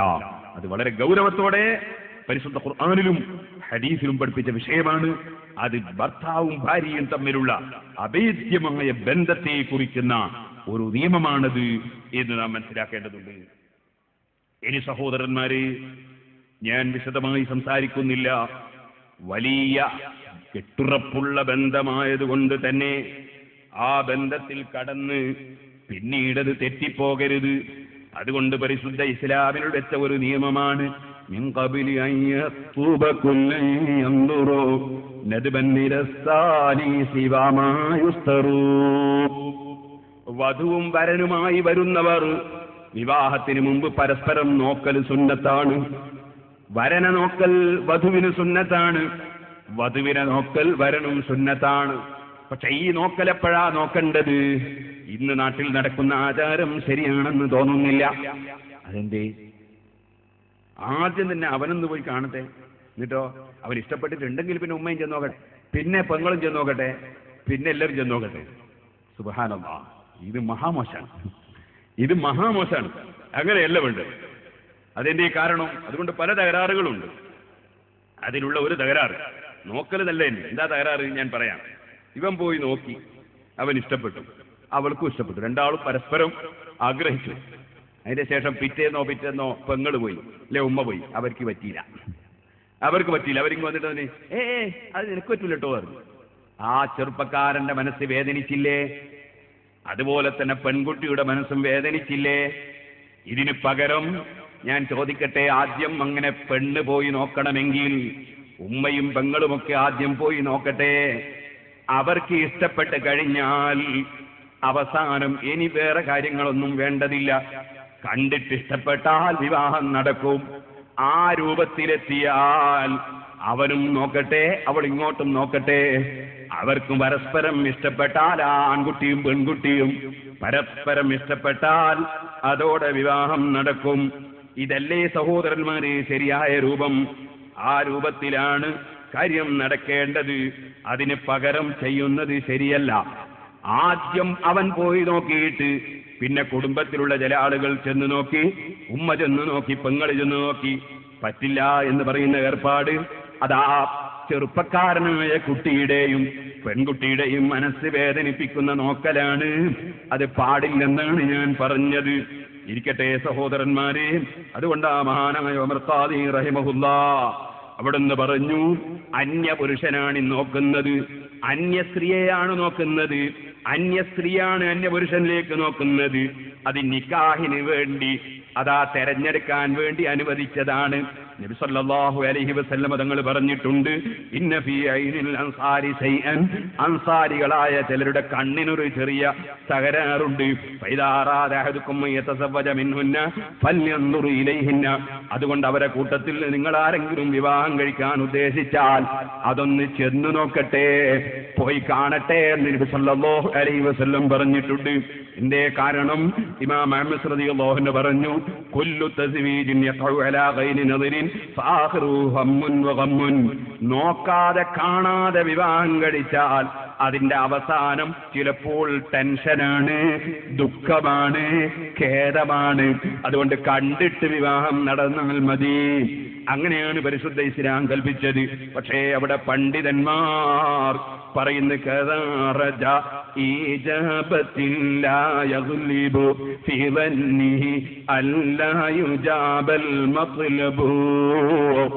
അതേ, വിവാഹം വേണമെന്ന് ധരിക്കുമ്പോ തന്നെ കുറെ പെണ്ണിനെ കാണാൻ പോകലല്ല. പിന്നെയോ കണ്ടിട്ടിഷ്ടപ്പെട്ടാൽ വിവാഹം നടക്കും എന്ന സ്ഥാനത്തെത്തിയാലേ കാണാൻ പോകാൻ പാടുള്ളൂ, എന്നാലേ നോക്കാൻ പാടുള്ളൂ. കണ്ടിട്ടിഷ്ടപ്പെട്ടാൽ വിവാഹം നടക്കും എന്ന സ്ഥലത്തെത്തിയാലേ അന്യപുരുഷനായ ഈ വരൻ അന്യസ്ത്രീയായ വധുവിനെ കാണാനൊക്കൂ. ഇനി പറയട്ടെ, ആ പെണ്ണിനെ എവിടെയാണ് അവന് നോക്കേണ്ടത്? മുഖം അവന് നോക്കാം, കയ്യും അവന് നോക്കാം. അങ്ങനെ മുൻകൈ കാണുന്നത് കൊണ്ട് അവിടെ ശരീരത്തിന്റെ അതാ ഉരമുള്ള ശരീരമാണോ അല്ലയോ എന്നത് വേർതിരിച്ചറിയാൻ കഴിയും. മുഖം നോക്കുന്നത് കൊണ്ട് ഭംഗിയും മനസ്സിലാക്കാൻ കഴിയും. ഈ രണ്ട് സ്ഥലം മാത്രമേ നോക്കൽ അനുവദിച്ചിട്ടുള്ളൂ. ഇനി പറയട്ടെ, ചില സ്ഥലങ്ങളിൽ നോക്കിയിട്ട് കണ്ടിട്ട് ഇഷ്ടപ്പെട്ടാൽ ആ പെണ്ണിന്റെ കൈപിടിച്ച് മോതിരമിട്ട് കൊടുക്കുന്ന ഹറാമ് നടക്കലുണ്ട്, ആ പെണ്ണിന്റെ കൈപിടിച്ച് വളയിട്ട് കൊടുക്കുന്ന ഹറാമ് നടക്കലുണ്ട്. പറ്റൂല കേട്ടോ. ഈ അന്യപുരുഷൻ നിക്കാഹ് നടത്തുന്നത് വരെ അതിനു മുമ്പ് അവളെ തൊടൽ ഹറാമാണ്, അവളെ കൈപിടിക്കൽ ഹറാമാണ്. നിങ്ങൾക്ക് അങ്ങനെ ഒരു വള കൊടുക്കണോ, മോതിരം കൊടുക്കണോ, മിഠായി കൊടുക്കണോ, നിങ്ങളൊരു കാര്യം ചെയ്തോളൂ. അവിടെ തന്നെ അവളെ ബാപ്പയുണ്ടാകും, ബാപ്പന്റെ കയ്യിൽ കൊടുത്തോളൂ, ആങ്ങളന്റെ കയ്യിൽ കൊടുത്തോളൂ. അല്ല, നിങ്ങളുടെ കൂടെ മറ്റ് സ്ത്രീകൾ, പെങ്ങളോ ഉമ്മയോ മറ്റോ ഉണ്ടെങ്കിൽ അവരെ കയ്യിൽ കൊടുത്തോളൂ, അവർ അതാ ഇട്ടുകൊള്ളട്ടെ, അതിന് വിരോധമില്ല. അതേ സമയത്ത് ഈ അന്യപുരുഷനായ വ്യക്തി നിക്കാഹ് നടക്കുന്നത് വരെ അന്യപുരുഷൻ തന്നെ. അതുകൊണ്ട് തന്നെ പറയട്ടെ, വിവാഹത്തിന് വേണ്ടി കണ്ട് ഇഷ്ടപ്പെട്ടാൽ മൊബൈൽ ഫോൺ കൈമാറുന്ന ചിലരുണ്ട്. ആ ഫോൺ എന്തിനാണ്? അവനും അവൾക്കും ഇങ്ങനെ വിളിച്ച് രസിക്കാനാണ്. ചോദിക്കട്ടെ, നിക്കാഹ് നടക്കുന്നത് വരെ അതൊരന്യ പെണ്ണല്ലേ? നീയും ഒരന്യ പുരുഷനല്ലേ? ചോദിക്കട്ടെ, അന്യ പെണ്ണിന്റെ ശബ്ദം കേട്ട് രസിക്കൽ ഹറാമല്ലേ? അന്യ പെണ്ണിന്റെ ശബ്ദം കേട്ട് രസിക്കൽ ഹറാമല്ലേ? അന്യ പെണ്ണിന്റെ ശബ്ദം വെറുതെ കേൾക്കുന്നുവെങ്കിൽ അത് ഹറാമല്ല. ഉദാഹരണത്തിന് ഒരു വാതിലിന് പോയി അല്ലെങ്കിൽ ബെല്ല് പോയി അടിച്ചു, ഇവിടെ അതാ ഭർത്താവ് ഇവിടെ ഉണ്ടോ എന്ന് ചോദിച്ചപ്പോ ഇല്ല എന്ന് പറയുമ്പോൾ കേട്ടൂടാന്നല്ല, അതിന് കുഴപ്പമില്ലല്ലോ, അന്യപെണ്ണിന്റെ ശബ്ദമല്ലേ കേട്ടത്, അതിന് കുഴപ്പമില്ല. അല്ലെങ്കിൽ അതാ ഒരാൾ വന്നിട്ട് ഒരു മുസ്ലിയാരോട് ഫോണിലോ അല്ലാതെയോ ഒരു മസ്അല ചോദിക്കുകയാണ്, അത് ഈ മുസ്ലിയാർക്ക് കേട്ടുകൂടാ എന്നില്ല. അതുപോലെ അന്യ പെണ്ണും അന്യാണും തമ്മിൽ ഒരു ഇടപാട് നടക്കുകയാണ്. ആയിഷ, നിന്റെ പശുവിനെ നീ വിൽക്കുമോ? അപ്പൊ അവള് പറയാണ്, വിൽക്കും, 20,000 ഉറുപ്യ കിട്ടണം. അപ്പോൾ അത് കേൾക്കുന്നത് തെറ്റല്ല, അങ്ങനെ ആവശ്യത്തിന് സൗണ്ട് കേൾക്കുന്നത് തെറ്റല്ല. അതേ സമയത്ത് പറയട്ടെ, ശബ്ദം കേട്ട് രസിക്കൽ ഹറാമാണ്. ഞാൻ ചോദിക്കട്ടെ, അതാ വധുവാകാനും വരനാകാനും ഉദ്ദേശിച്ച് കണ്ട് ഇഷ്ടപ്പെട്ട രണ്ട് ചെറുപ്പക്കാർ, ആ ചെറുപ്പക്കാരനായ പുരുഷനും ചെറുപ്പക്കാരിയായ പെണ്ണും അവർ തമ്മിൽ സംസാരിക്കുന്ന സംസാരം മുഴുവനും ശബ്ദം കേട്ട് രസിക്കാനല്ലേ? ആ രസം തെറ്റല്ലയോ? അതുകൊണ്ട് അങ്ങനെ രസിക്കണോ? നിങ്ങളോട് പറയാം. പക്ഷേ ഒരു കാര്യമുണ്ട്, അന്ന് തന്നെ ആ അമ്മോശൻ അവിടെ നിന്ന് അങ്കത്തുക ബിന്ദി എന്നെന്ന് പറയട്ടെ, നീ കബിൽ തുനിക്കാഹ എന്ന് നീ അങ്ങോട്ട് വന്നങ്ങ് പറഞ്ഞോ. അത് കേൾക്കാൻ രണ്ടാള് പുരുഷന്മാര് അവരും ഉണ്ടാകട്ടെ. ഒരു താലിയും ഇല്ലെങ്കിൽ കുഴപ്പമില്ല, ഒരു നാട്ടുമൂപ്പനും ഇല്ലെങ്കിൽ കുഴപ്പമില്ല. നിക്കാഹ് നടന്നിട്ടാണോ നിനക്ക് എത്രയും വിളിക്കാം, എത്രയും രസിക്കാം, ഒരു കുഴപ്പവുമില്ല.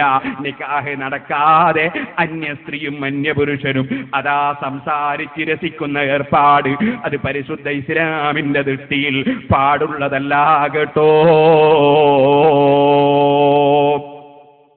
പരിശുദ്ധ ദീനനുസരിച്ചായിരുന്നു ഈ അടുത്ത കാലം വരെ മുസ്ലിമീങ്ങളുടെ ജീവിതം. ഈ അടുത്ത കാലത്ത് ഇസ്ലാം മതത്തിന്റെ നിയമങ്ങളൊക്കെ വലിച്ചെറിഞ്ഞിട്ടുണ്ട്. ഞാൻ ഇന്ന് വൈകുന്നേരം എന്റെ വീട്ടിൽ നിന്ന് ഇങ്ങോട്ട് വരികയാണ്. സുബ്ഹാനല്ലാഹ്, എന്റെ മുന്നിൽ ഒരു കല്യാണ പാർട്ടിയാണ്. യുവതികളായ പെൺകുട്ടികൾ. സുബ്ഹാനല്ലാഹ്, ഞാൻ ഒറ്റ നോട്ടം മുന്നിലെ വണ്ടി അങ്ങ് കണ്ടുപോയതാണ്, പിന്നെ നോക്കിയില്ല. യുവതികളായ പെൺകുട്ടികൾ കൈയടിച്ച് പാട്ടുപാടിയിട്ട് റോട്ടിലൂടെ ഇങ്ങനെ പോവുകയാണ്. പോലീസുകാരിങ്ങനെ റോട്ടും വന്ന് നോക്കി നിൽക്കുകയാണ്, മറ്റുള്ളവർ നോക്കി നിൽക്കുകയാണ്. അത് കഴിഞ്ഞ് കുറച്ചിപ്പുറത്തെത്തിയപ്പോൾ എന്റെ ഡ്രൈവർ പറഞ്ഞു, അതാ വേറൊരു കല്യാണ പാർട്ടി. സുബ്ഹാനല്ലാഹ്, അവിടും പെണ്ണുങ്ങളാണ്, പക്ഷേ അവര് മിണ്ടുന്നില്ല, അച്ചടക്കത്തോടെ പോവുകയാണ്. സുബ്ഹാനല്ലാഹ്, ആദ്യം കണ്ടത് മുസ്ലിമീങ്ങളെ കല്യാണ പാർട്ടിയാണ്, രണ്ടാമത് കണ്ടത് ഹിന്ദുക്കളുടെ കല്യാണമാണ് കേട്ടോ. ഓ സഹോദരിമാരെ, സഹോദരന്മാരെ, നമ്മുടെ സമുദായം എപ്പോഴാണ് ഇത്ര അധപ്പതിച്ചത് എന്നാണ് എനിക്ക് ചോദിക്കാനുള്ളത്. ഹിന്ദുക്കളെ കല്യാണം നടക്കുമ്പോ ഇങ്ങനത്തെ ഒരു ശല്യവും കേൾക്കുന്നില്ല, കാണുന്നില്ല, മറ്റേ മതക്കാർക്ക് കാണുന്നില്ല. എത്ര പുതിയാപ്പിളിന്റെ കൂടെ, അതേ പുതിയാപ്പിളിന്റെ കൂടെ ചെറുപ്പക്കാര് പോകുന്ന അതാ മുസ്ലിം കുട്ടികള്. സുബ്ഹാനല്ലാഹ്, ബസ്സിന്റെ സീറ്റ് മുഴുവനും മുറിച്ചു വെച്ചു, അതുപോലെ തന്നെ ബസ്സിന്റെ കണ്ണാടി പൊട്ടിച്ചു വെച്ചു. എന്നിട്ടോ അതും പോരാ, അവിടെ പോയിട്ട് ഭാര്യ വീട്ടിലുള്ള മുഴുവൻ സാധനങ്ങളും തകർത്ത് വെച്ചു. ഇങ്ങനെ എത്രയോ തോന്നിവാസം ചെയ്യുന്ന, ആഖിറത്തിനെ കുറിച്ച് ചിന്തയില്ലാത്ത, എന്റെ ഓരോ സെക്കൻഡും അല്ലാഹുവിങ്കൽ ചോദ്യം ചെയ്യപ്പെടുമെന്ന ചിന്തയില്ലാത്ത എത്രയോ ചെറുപ്പക്കാരില്ലേ? അതേ സമയത്ത് നമ്മൾ മുസ്ലിമീങ്ങൾ മാത്രമല്ലല്ലോ, മറ്റ് മതക്കാരും ഇവിടെ വിവാഹവും കല്യാണവും നടത്തുന്നില്ലേ? അവരെ പറ്റി ഇങ്ങനത്തെ ഒരു കംപ്ലൈന്റ് പലപ്പോഴും കേൾക്കുന്നില്ലല്ലോ. നാണക്കേടോടുകൂടെ, ലജ്ജയോടുകൂടെ എന്റെ സമുദായത്തിൽപ്പെട്ട ചെറുപ്പക്കാരുടെ ഈ തെറ്റായ പ്രവണതകളെ കുറിച്ച് പറഞ്ഞില്ലെങ്കിൽ ഞാനും റബ്ബിന്റെ അടുക്കൽ കുറ്റക്കാരനല്ലേ എന്ന നിലക്ക് തുറന്ന് പറയുകയാണ്. ഓ ചെറുപ്പക്കാരെ, അച്ചടക്കത്തോടെ ജീവിക്കണം. അല്ലാഹുമ്മ അഹ്യിനി മിസ്കീനൻ വഅമിത്നി മിസ്കീന എന്ന അല്ലാഹുവിന്റെ റസൂലിനൊരു ദുആ ഇല്ലേ? ആ ദുആയുടെ അർത്ഥം തന്നെ അച്ചടക്കത്തോടെ ജീവിക്കുന്നവനാക്കണേ അല്ലാ, അച്ചടക്കത്തോടെ മരിപ്പിക്കണേ അല്ലാ. അച്ചടക്കരാഹിത്യം എന്ന് പറയുന്നത് അത് പുതിയാപ്പിളിന്റെ കൂടെ പോകുമ്പോഴാണെങ്കിലും ശരി, പുതിയ പെണ്ണിന്റെ കൂടെ പോകുമ്പോഴാണെങ്കിലും ശരി, പരിശുദ്ധ ഇസ്ലാം അത് തെറ്റായി കൽപ്പിച്ചതാണ് കേട്ടോ. പണം കുറച്ച് കയ്യിലുണ്ടെങ്കിൽ, ആരോഗ്യം ശരീരത്തിലുണ്ടെങ്കിൽ ഏത് തോന്നിവാസവും ചെയ്യാമെന്ന പ്രവണത നിശ്ചയമായും മാറ്റിയെടുക്കേണ്ടതാണ്. ഇത് ഞാൻ പ്രത്യേകമായി ഗൗരവത്തോടെ നമ്മുടെ മുസ്ലിം സമുദായത്തിലെ നേതാക്കന്മാർ വെറും കല്യാണം നിശ്ചയിക്കാൻ പോയാ പോരാ, അതുപോലെ തന്നെ പണ്ഡിതന്മാർ വെറും ഖുതുബോദി, അതുപോലെ തന്നെ അതാ ഇമാമത്ത് നിന്ന് ശമ്പളം പറ്റിയാൽ പോരാ, മറിച്ച് പണ്ഡിതന്മാർ ഇത്തരം കാര്യങ്ങൾ തുറന്നു പറയണം പള്ളികളിൽ വെച്ച്.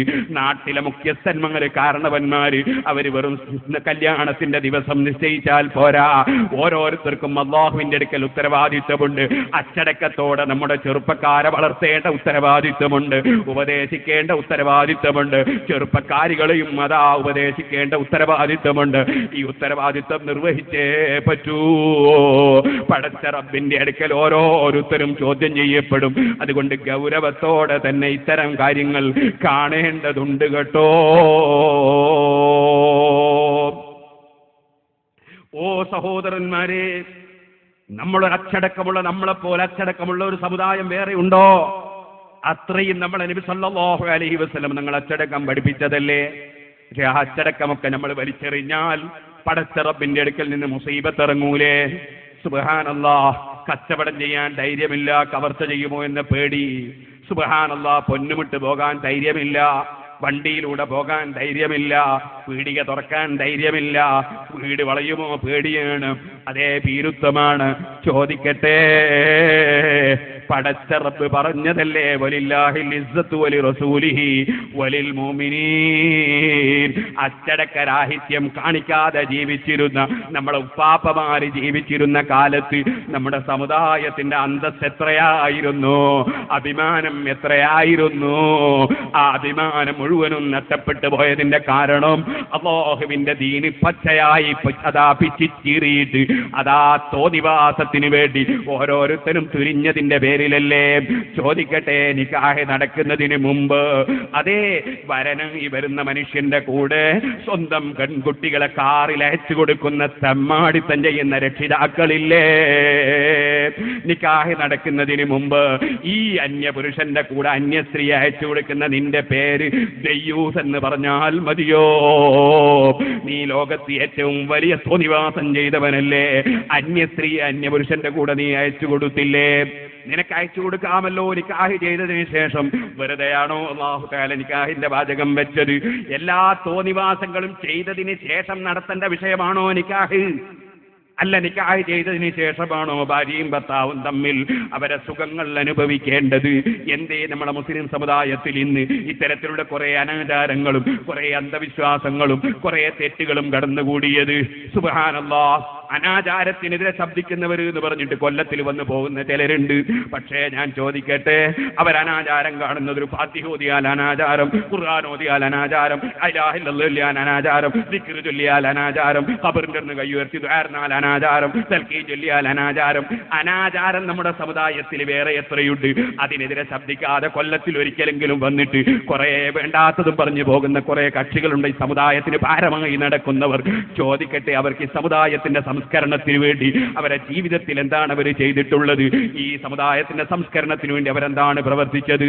ഞാൻ ഇപ്പോഴതിലേക്ക് കടന്ന് സംസാരിക്കുന്നില്ല. അന്യസ്ത്രീകളെ ഫോട്ടോ പിടിച്ചെടുക്കാൻ വേണ്ടി വീഡിയോ കൊണ്ട് അന്യപുരുഷൻ. ചോദിക്കട്ടെ, വീഡിയോ പിടിക്കുന്നത് തെറ്റാണെന്ന് പറഞ്ഞതിന് അർത്ഥമില്ല. ഇപ്പൊ ഇവിടെ വീഡിയോ പിടിക്കുന്നുണ്ട്, എന്റെ വയലാണ്. അതേ, അദ്ദേഹം ഒരു പുരുഷനാണ്, അന്യ സ്ത്രീയല്ല. ഇനിയോ ഞാൻ പറയട്ടെ, എന്നെ പിടിക്കുന്നതോ ഒരു പുരുഷനാണ്, ഞാനും പുരുഷനാണ്. എന്നെ കാണാനും തൊടാനും പറ്റുന്ന വ്യക്തിയാ പിടിക്കുന്നത്.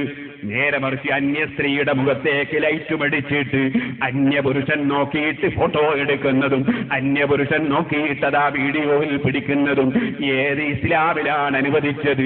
ചോദിക്കട്ടെ, അവിടെയും വേണം മുസ്ലിയാര്, അവിടെയും വേണം ഖാദിയാര്, അവിടെയും വേണം മുദരീസ്. നേതാക്കന്മാരെല്ലാ കല്യാണത്തിനും കയറി ഇറങ്ങണം. പക്ഷേ കയറാൻ പറ്റുന്നില്ല. കാരണം പെണ്ണിനെയും ഈ മുസ്ലിയാരെയും ഒന്നായിട്ട് പിടിച്ചെടുക്കുകയാണ്, പിന്നെ കൊണ്ടുപോയിട്ട് അതിങ്ങനെ കാണുകയാണ്. ചോദിക്കട്ടെ, തെറ്റുകളിൽ നിന്ന് മുക്തമായ കല്യാണ ആവശ്യത്തിനല്ലാതെ പോകേണ്ടതില്ലെന്നല്ലേ പരിശുദ്ധ ദീനിന്റെ നിയമം? ഞാനിപ്പോൾ അതിലേക്കൊന്നും കടന്ന് വിശദമായി സംസാരിക്കുന്നില്ല. സൂചനയ്ക്ക് വേണ്ടി മാത്രം പറയുകയാണ്, നമ്മുടെ സമുദായം എത്രയാണ് അത് പതിക്കുന്നത്. നമുക്ക് എന്താണ് ഇതിന്റെ ആവശ്യം? നമുക്ക് അല്ലാഹുവിന്റെ ദീനനുസരിച്ച് ജീവിച്ച് ഈമാനോടെ മരിച്ചുകൂടെ സഹോദരന്മാരെ? അതുകൊണ്ടിരിക്കട്ടെ, എല്ലാ സ്ഥലങ്ങളിലും അല്ലാഹുവിന്റെ ദീനിന്റെ നിയമങ്ങൾ പാലിച്ച് ജീവിക്കണം. ജീവിതത്തിൽ തോന്നിവാസം പാടില്ല. ഇനിയൊരു കാര്യം പറയട്ടെ. ബഹുമാനപ്പെട്ട ബിലാൽ റളിയല്ലാഹു അൻഹു, സുഹൈബ് റളിയല്ലാഹു അൻഹു, അതേ ഒരു പെണ്ണിനെ കല്യാണം കഴിക്കണം എന്ന നിലക്ക് രണ്ടാളും കൂടി ഇറങ്ങി. അതേ ഒരു കുടുംബത്തിന്റെ സമീപത്ത് ചെന്ന് രണ്ടാളും ആവശ്യപ്പെടുകയാണ്. അവര് പറയാണ്, ഞങ്ങൾക്ക് നിങ്ങൾ വിവാഹം കഴിച്ചു തരുമോ? സുബ്ഹാനല്ലാഹ്. ഈ രണ്ട് മഹാന്മാരോടും ചോദിക്കുകയാണ്, നിങ്ങൾ ആരാണ്? ഉടനെ തന്നെ ബിലാൽ റളിയല്ലാഹു അൻഹു പറയാണ്, അന ബിലാൽ, ഞാൻ ബിലാലാണ്. വഹാദാ സുഹൈബിന്, സുഹൈബാണ്. ഞങ്ങളൊരു കാര്യം അറിയോ, ഞങ്ങൾ മുമ്പ് പേച്ചവരായിരുന്നു. അല്ലാഹ് ഞങ്ങളെ ഹിദായത്താക്കി. വകുന്നാ മംലൂകൈനി, ഞങ്ങൾ മുമ്പ് വേറെ ഒരു ഉടമസ്ഥന്റെ കീഴിലുള്ള അടിമകളായിരുന്നു. അല്ലാഹ് ഞങ്ങൾ ഇസ്കയിൽ മോചിപ്പിച്ചു. ഇതിന് മുമ്പ് ഞങ്ങൾ വലിയ ദരിദ്രന്മാരായിരുന്നു. അല്ലാഹ് പിന്നെ അല്ലാഹു തആല ഐശ്വര്യം തന്നു. അൽഹംദുലില്ലാഹ്, നിങ്ങൾ ഞങ്ങൾക്ക് വിവാഹം കഴിച്ചു തരാണോ അൽഹംദുലില്ലാഹ്, വൈൻ തറുദ്ദൂന, ഇനി നിങ്ങൾ വിവാഹം കഴിച്ചു തരാതെ തിരിച്ചേക്കാണോ ഫസുബ്ഹാനല്ലാഹ്, നിങ്ങൾ വിവാഹം കഴിച്ചു തരുന്നില്ലേ സുബ്ഹാനല്ലാഹ്, വിവാഹം കഴിച്ചു തന്നാ അൽഹംദുലില്ലാഹ്. ഇത്രയേ ഉള്ളൂ, ഞങ്ങൾക്ക് എപ്പോഴും ഓർമ്മ അല്ലാഹനെയാണ് എന്ന സൂചനയിലാണ് സംസാരം. ഉടനെ തന്നെ ആ കുടുംബക്കാർ പറഞ്ഞു, ബൽ തുസവ്വജാനി, നിങ്ങൾക്ക് രണ്ടാക്കും വിവാഹം കഴിച്ചു തരാൻ തീരുമാനിച്ചിരിക്കുന്നു, അൽഹംദുലില്ലാഹ്. അവരും ചൊല്ലി അൽഹംദുലില്ലാഹ്. അങ്ങനെ അള്ളാഹുവിനെ ഓർത്തുകൊണ്ടാണ് മഹാന്മാരുടെ ജീവിതം. അപ്പൊ സുഹൈബ് റളിയല്ലാഹു അൻഹു ബിലാൽ റളിയല്ലാഹു അൻഹുവിനോട് പറഞ്ഞു, ലൗ ദക്കർത മസാഹിദനാ വസവാബിഖനാ മഅ റസൂലില്ലാഹി സ്വല്ലല്ലാഹു അലൈഹി വസല്ലം.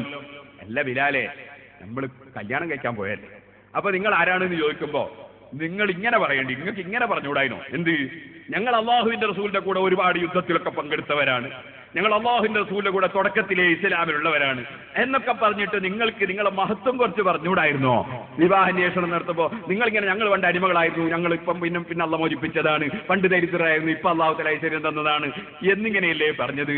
നിങ്ങൾക്ക് അതാ നിങ്ങളുടെ മഹത്വങ്ങളൊക്കെ കുറച്ച് പറഞ്ഞുകൂടായിരുന്നോ എന്ന് ചോദിച്ചു സുഹൈബ് റളിയല്ലാഹു അൻഹു. അപ്പൊ ബിലാൽ റളിയല്ലാഹുവിന്റെ മറുപടി, ഉസ്കുത്ത് മിണ്ടാതിരിക്കടോ, ഉസ്കുത്ത് മിണ്ടാതിരിക്കടോ, ഫഖദ് സദഖതു ഫഅൻകഹക സിദ്ഖു. ഞാൻ ഉള്ളത് പറഞ്ഞു, ഉള്ളത് പറഞ്ഞപ്പോൾ എനിക്ക് വിവാഹവും കിട്ടി, എനിക്കും ഭാര്യനും കിട്ടി. കൊടുക്കുന്നവൻ അള്ളയാണ് എന്ന് ഉറപ്പിക്കണോ?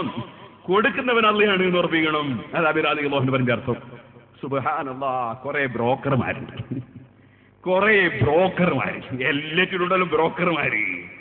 പെണ്ണിന് ഇല്ലാത്ത കുറെ മഹത്വം കെട്ടി അങ്ങോട്ട് പറഞ്ഞു, അതുപോലെ തന്നെ വരന് ഇല്ലാത്ത കുറെ മഹത്വം കെട്ടിപ്പറഞ്ഞു ചതിച്ച് കല്യാണം കഴിപ്പിക്കുന്നവര്. സുബ്ഹാനല്ലാഹ്. ഉമർ ഇബ്നുൽ ഖത്താബ് റളിയല്ലാഹു അൻഹുവിന്റെ അടുക്കൽ വരുന്നു ഒരു കുടുംബം, നബിയെ ഒരാൾക്ക് ഞങ്ങൾ കല്യാണം കഴിച്ചു. കല്യാണം കഴിച്ച് കുറച്ച് ദിവസം കഴിഞ്ഞപ്പോഴല്ലേ മനസ്സിലായത് മൂപ്പര് താടിക്ക് ചായം കൊടുത്തതാ, അതുപോലെ തന്നെ തലയ്ക്ക് ചായം കൊടുത്തതാ. സംഗതി മൂപ്പരങ്ങനെ ചെറുപ്പക്കാരനൊന്നല്ല, ഞങ്ങൾക്ക് അബദ്ധം പറ്റിയിരിക്കുന്നു. നബി മഹാനായ ഉമർ ഇബ്നുൽ ഖത്താബ് റളിയല്ലാഹു അൻഹു അദ്ദേഹത്തെ കഠിനമായ അടിയടിച്ച് ശിക്ഷിച്ചു. നീ ചതിച്ചു അല്ലേ? കഠിനമായ അടിയടിച്ച് ശിക്ഷിച്ചു. ഇല്ലാത്തത് കാണിച്ചുകൊണ്ട് വിവാഹ സമയത്ത് ഭാര്യയെ ചതിക്കരുത്, ഭർത്താവിനെ ചതിക്കരുത്. അത് കടുത്ത തെറ്റാണ് കേട്ടോ. ഇസ്ലാം ചതിയന്മാരെ മതമല്ല, വിശ്വസ്തന്മാരെ മതമാണ്.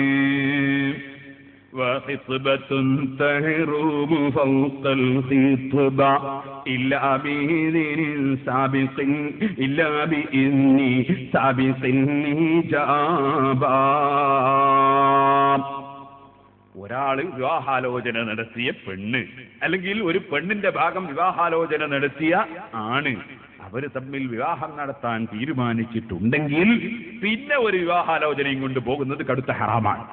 അല്ലെങ്കിൽ നേരത്തെ തീരുമാനിച്ചവർ സമ്മതം തരണം. ഇത് പ്രത്യേകിച്ചും ഓർമ്മിക്കണം. ഒരാൾ ഒരു കല്യാണം പറഞ്ഞ് ഉറപ്പിച്ചിട്ടുണ്ടെങ്കിൽ പിന്നെ വേറൊരുത്തും പോയി പറയാൻ പാടില്ല. അതുപോലെ വേറൊരു പെണ്ണിന് തിരിച്ചും പറയാൻ പാടില്ല. അത് പാടില്ലാത്ത കാര്യമാണ്. ഇത് പ്രത്യേകം ശ്രദ്ധിക്കേണ്ടതാണ്. ഇനി സഹോദരന്മാരെ, കാണുക എന്ന് പറഞ്ഞത് അതൊരു വലിയ വിഷയമാണ്. അന്യസ്ത്രീയും അന്യപുരുഷനും തമ്മിൽ കാണൽ പാടുള്ള പണിയല്ല. ആ പാടില്ലാത്ത കാര്യം നിക്കാഹിന് വേണ്ടി മാത്രം ഇവിടെ അനുവദിക്കുന്നതാണ് നാം ഇതുവരെ പറഞ്ഞത്. ബഹുമാനപ്പെട്ട ഉമർ ഖാദി റളിയല്ലാഹു അൻഹു ഈ വിവാഹാലോചനയെ സംബന്ധിച്ച് പറയുന്ന സ്ഥലത്ത് ഒരു കാര്യം കൂടി പറഞ്ഞിട്ടുണ്ട്. അത് ഞാനൊന്ന് സൂചിപ്പിക്കുക മാത്രം ചെയ്യുന്നു.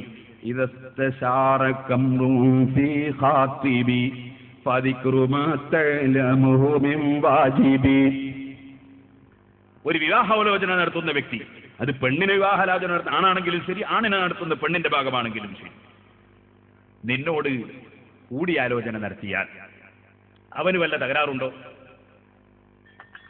അല്ലെങ്കിൽ അവൾക്ക് വല്ല തകരാറുണ്ടോ? അങ്ങനെ തുടങ്ങിയൊരു കൂടിയാലോചന നടത്തിയാൽ ഉള്ളതുപോലെ പറയണം. ഉള്ളതുപോലെ പറയണം. സുബ്ഹാനല്ലാഹ്.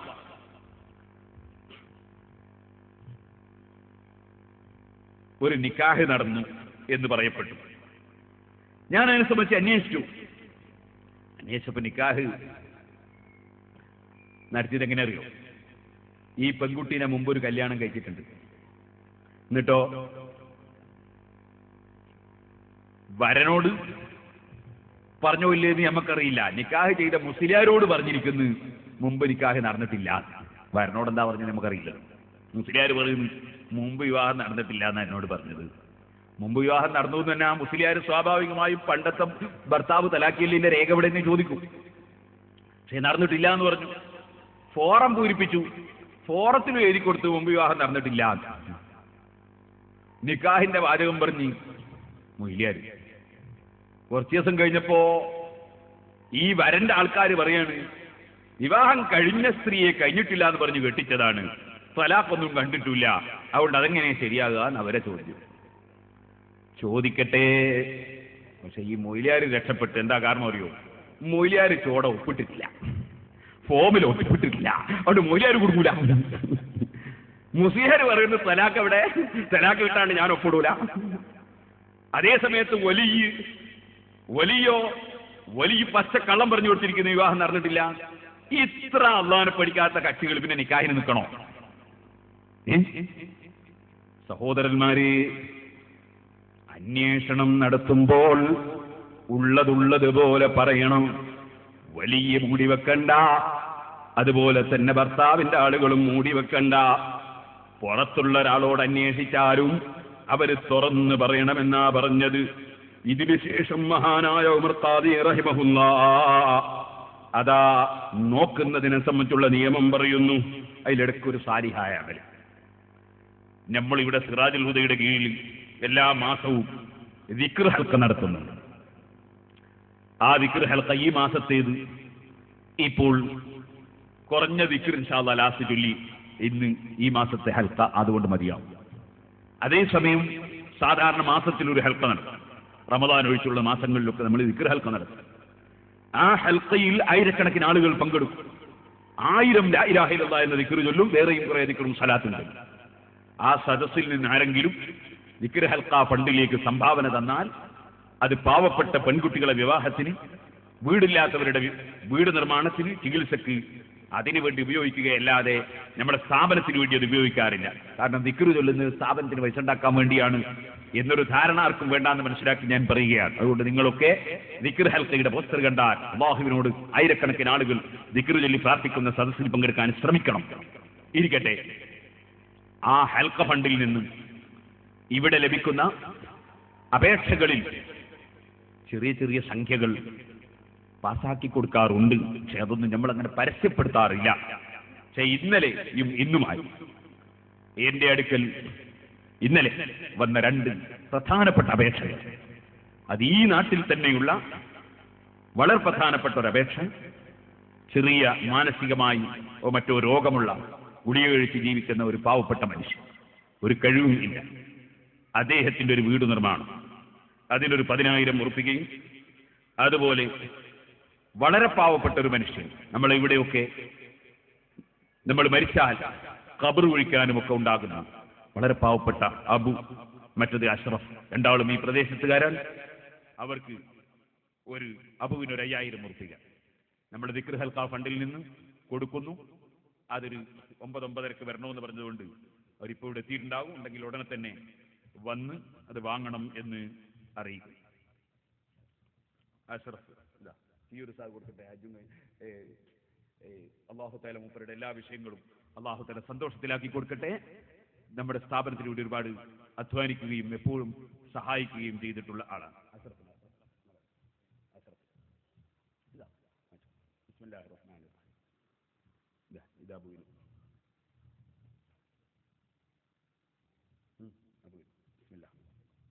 നമ്മുടെ ദിക്ർ ഹൽക്ക ഫണ്ടുകളിൽ സഹായിക്കുന്ന സഹായം അത് ഇത്തരത്തിലുള്ള നല്ല കാര്യങ്ങൾക്കാണ് ചെലവഴിക്കാറ് എന്ന് ഞാൻ പ്രത്യേകമായി ഉണർത്തുന്നു. ഞാൻ ഇന്നലെ പറഞ്ഞിരുന്നു, നമുക്കൊരു 10 ഏക്കർ സ്ഥലത്ത് 20 ഏക്കർ സ്ഥലം അള്ളാഹുവിന്റെ തൗഫീഖ് കൊണ്ട് അഡ്വാൻസ് കൊടുത്തതും ചിലതൊക്കെ രജിസ്റ്റർ ചെയ്തതുമായി കുറ്റ്യാടി ടൗണിന്റെ പരിസരത്ത് സിറാജുൽ ഹുദക്ക് സമ്പാദിച്ചിട്ടുണ്ട്. ബാക്കിയൊക്കെ രജിസ്റ്റർ ചെയ്യണമെങ്കിൽ കോടിക്കണക്കിന് ഉറുപ്പിക വേണം. നിങ്ങളെല്ലാവരും അതിനെപ്പോഴും സഹകരിക്കണം. ഈ സ്ഥലത്തിന് 3.5 ലക്ഷം ഉറുപ്പിക വാഗ്ദത്തം ചെയ്ത ഒരുപാട് ആളുണ്ട്. അവരിൽ ചിലരൊക്കെ നേരത്തെ ഉസ്താദ് സമ്മേളനത്തിന്റെ മുമ്പ് ഇവിടെ വന്നപ്പോൾ എഴുതിച്ച കുറെ ആളുകളുണ്ട്. അവരിൽ ചിലരൊക്കെ ഇന്നലെ റബ്ബർ തൈ പറഞ്ഞപ്പോൾ 10ഉം 20ഉം തൈ ഏറ്റവരുണ്ട്. അവരാ റബ്ബർ തൈ എന്തായാലും തരണം, മറ്റേ പൈസയും ഇൻഷാ അല്ലാഹ് അടുത്ത് തന്നെ തരണം എന്ന് അവരോട് ഞാൻ പറയുകയാണ്. ഇരിക്കട്ടെ, അതൊക്കെ കൂടി ഇപ്പൊ രജിസ്റ്റർ ചെയ്തെങ്കിൽ കോടികൾ വേണം. പക്ഷേ നമുക്കൊരു 2000 റബ്ബർ തൈ അവിടെ വെച്ച് വളർത്തി ഇന്നത്തെ നിലവാരമനുസരിച്ച് ഒരു മാസത്തിൽ 2 ലക്ഷം ഉറുപ്പിക സ്ഥിര വരുമാനം കിട്ടാനുള്ളൊരു പദ്ധതി, 2000 റബ്ബർ തൈ വെച്ച് വളർത്താൻ ഉള്ള ഒരു 2 കൊല്ലത്തേക്ക് അത് വളർത്തി എണ്ണം പൂർത്തീകരിക്കാൻ നമുക്ക് ഒരു 350 ഉറുപ്പിക ഒരു റബ്ബർ തൈക്ക് എല്ലാം കൂടി ചെലവ് വരുമെന്ന് ഇന്നലെ ഞാൻ പറഞ്ഞത്. അതിന്റെ പേരിൽ പലരും 20ഉം 10ഉം, നേരത്തെ നിങ്ങൾ കേട്ടതുപോലെ 50ഉം 5ഉം 1 മുതൽ 50 വരെയും ഒക്കെ പലരും പറഞ്ഞവരുണ്ട്.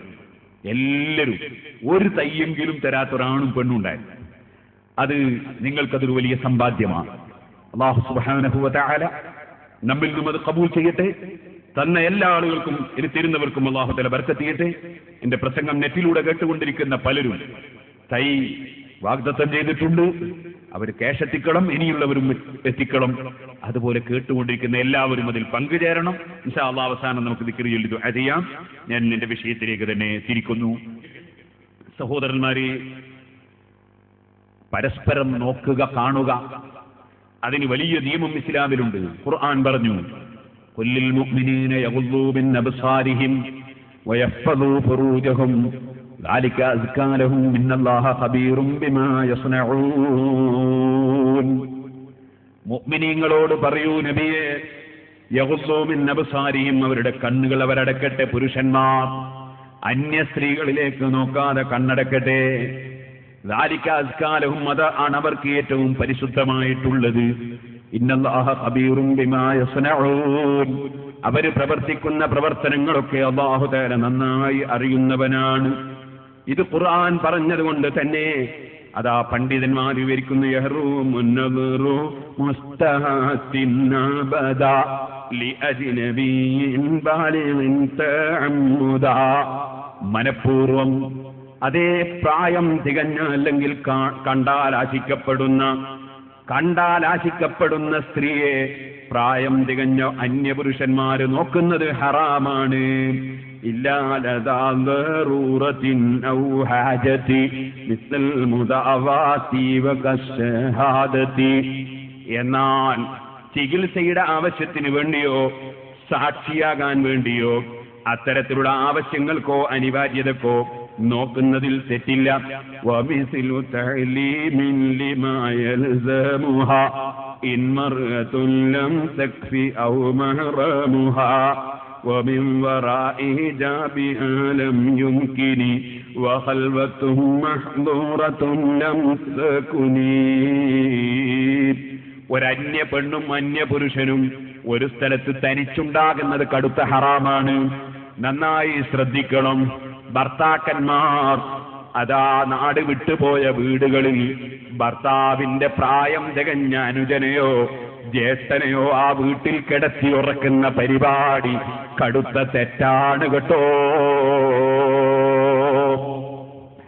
അന്യ പെണ്ണും അന്യ പുരുഷനും ഒരു സ്ഥലത്ത് തനിക്കാൻ പാടില്ല.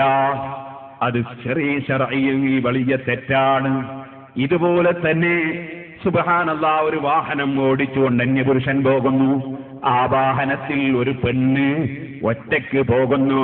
അന്യപുരുഷന്റെ കൂടെ പാടുള്ള പണിയല്ല. അതുപോലെ ഒരുപാട് പറയാനുണ്ട്. എന്നാൽ നിർബന്ധമായത് പഠിക്കാനോ, ഇമാം റംലി റളിയല്ലാഹു അൻഹു പോലുള്ളവരുടെ അഭിപ്രായത്തിൽ സുന്നത്തായ കാര്യമാണെങ്കിലും പഠിക്കാൻ വേണ്ടി കാണേണ്ടി വന്നാൽ കാണുന്നതിന് വിരോധമില്ല. പക്ഷേ അത് പെണ്ണ് മുഖേന പഠിക്കാനോ അതുപോലെ ഭർത്താവ് മുഖേന പഠിപ്പിക്കാനോ സൗകര്യമില്ലാത്തപ്പോഴാണെന്ന് പണ്ഡിതന്മാര് പറയുന്നതിന്റെ പുറമെ പണ്ഡിതന്മാർ വിവരിക്കുന്നു, വഖീല ഇൻദ അംനിഹി മിൻ ഫിത്തിന യുബാഹു മാ യബ്ദു ബിഹാനിൽ മീനാ. ഒരു ദുർബലമായ ഖൗലുണ്ട്. എന്താണ് ആ ഖൗല്? അന്യപുരുഷന് അതാ തെറ്റായ വിചാരങ്ങളോ വികാരങ്ങളോ അല്ലെങ്കിൽ തടീച്ചയോ അല്ലെങ്കിൽ ദുരുദ്ദേശമോ ഒന്നുമില്ലാതെ ഒരാവശ്യത്തിനു വേണ്ടി പെണ്ണിനെ നോക്കിയാൽ അതിൽ തെറ്റില്ലെന്നൊരു കൗലുണ്ട്. ആ ഒരു കുഴപ്പവും വരാൻ പാടില്ല. അങ്ങനത്തെ രൂപത്തിൽ മാത്രമേ പറ്റൂ. അതേ കൗണ്ടറുകളിൽ ചിലപ്പോൾ സ്ത്രീകളാണ്, പല കൗണ്ടറുകളിലും പാസ്പോർട്ട് ഓഫീസിലും അതുപോലെ തന്നെ എയർപോർട്ടിലുമൊക്കെ കൗണ്ടറുകളിൽ പല സ്ഥലത്തും സ്ത്രീകളാണ്. അപ്പോൾ അവരോട് ചിലപ്പോൾ നമുക്ക് ബില്ല് കൊടുക്കേണ്ടി വരും, വാങ്ങേണ്ടി വരും, അതുപോലെ കേസ് കൊടുക്കേണ്ടി വരും. അപ്പോൾ ചിലപ്പോൾ കാണേണ്ടി വരും. അതും അവിടെയൊക്കെ ഈ അഭിപ്രായം സ്വീകരിക്കാവുന്നതും അല്ലെങ്കിൽ അനിവാര്യതയുടെ വകുപ്പിലായി കാണാൻ പറ്റുന്നതുമാണ്. ഇരിക്കട്ടെ വനമറുഹ കനമിരിഹി وقيل لا وقنة كحرة وقيل لا. സുബ്ഹാനല്ലാഹ്.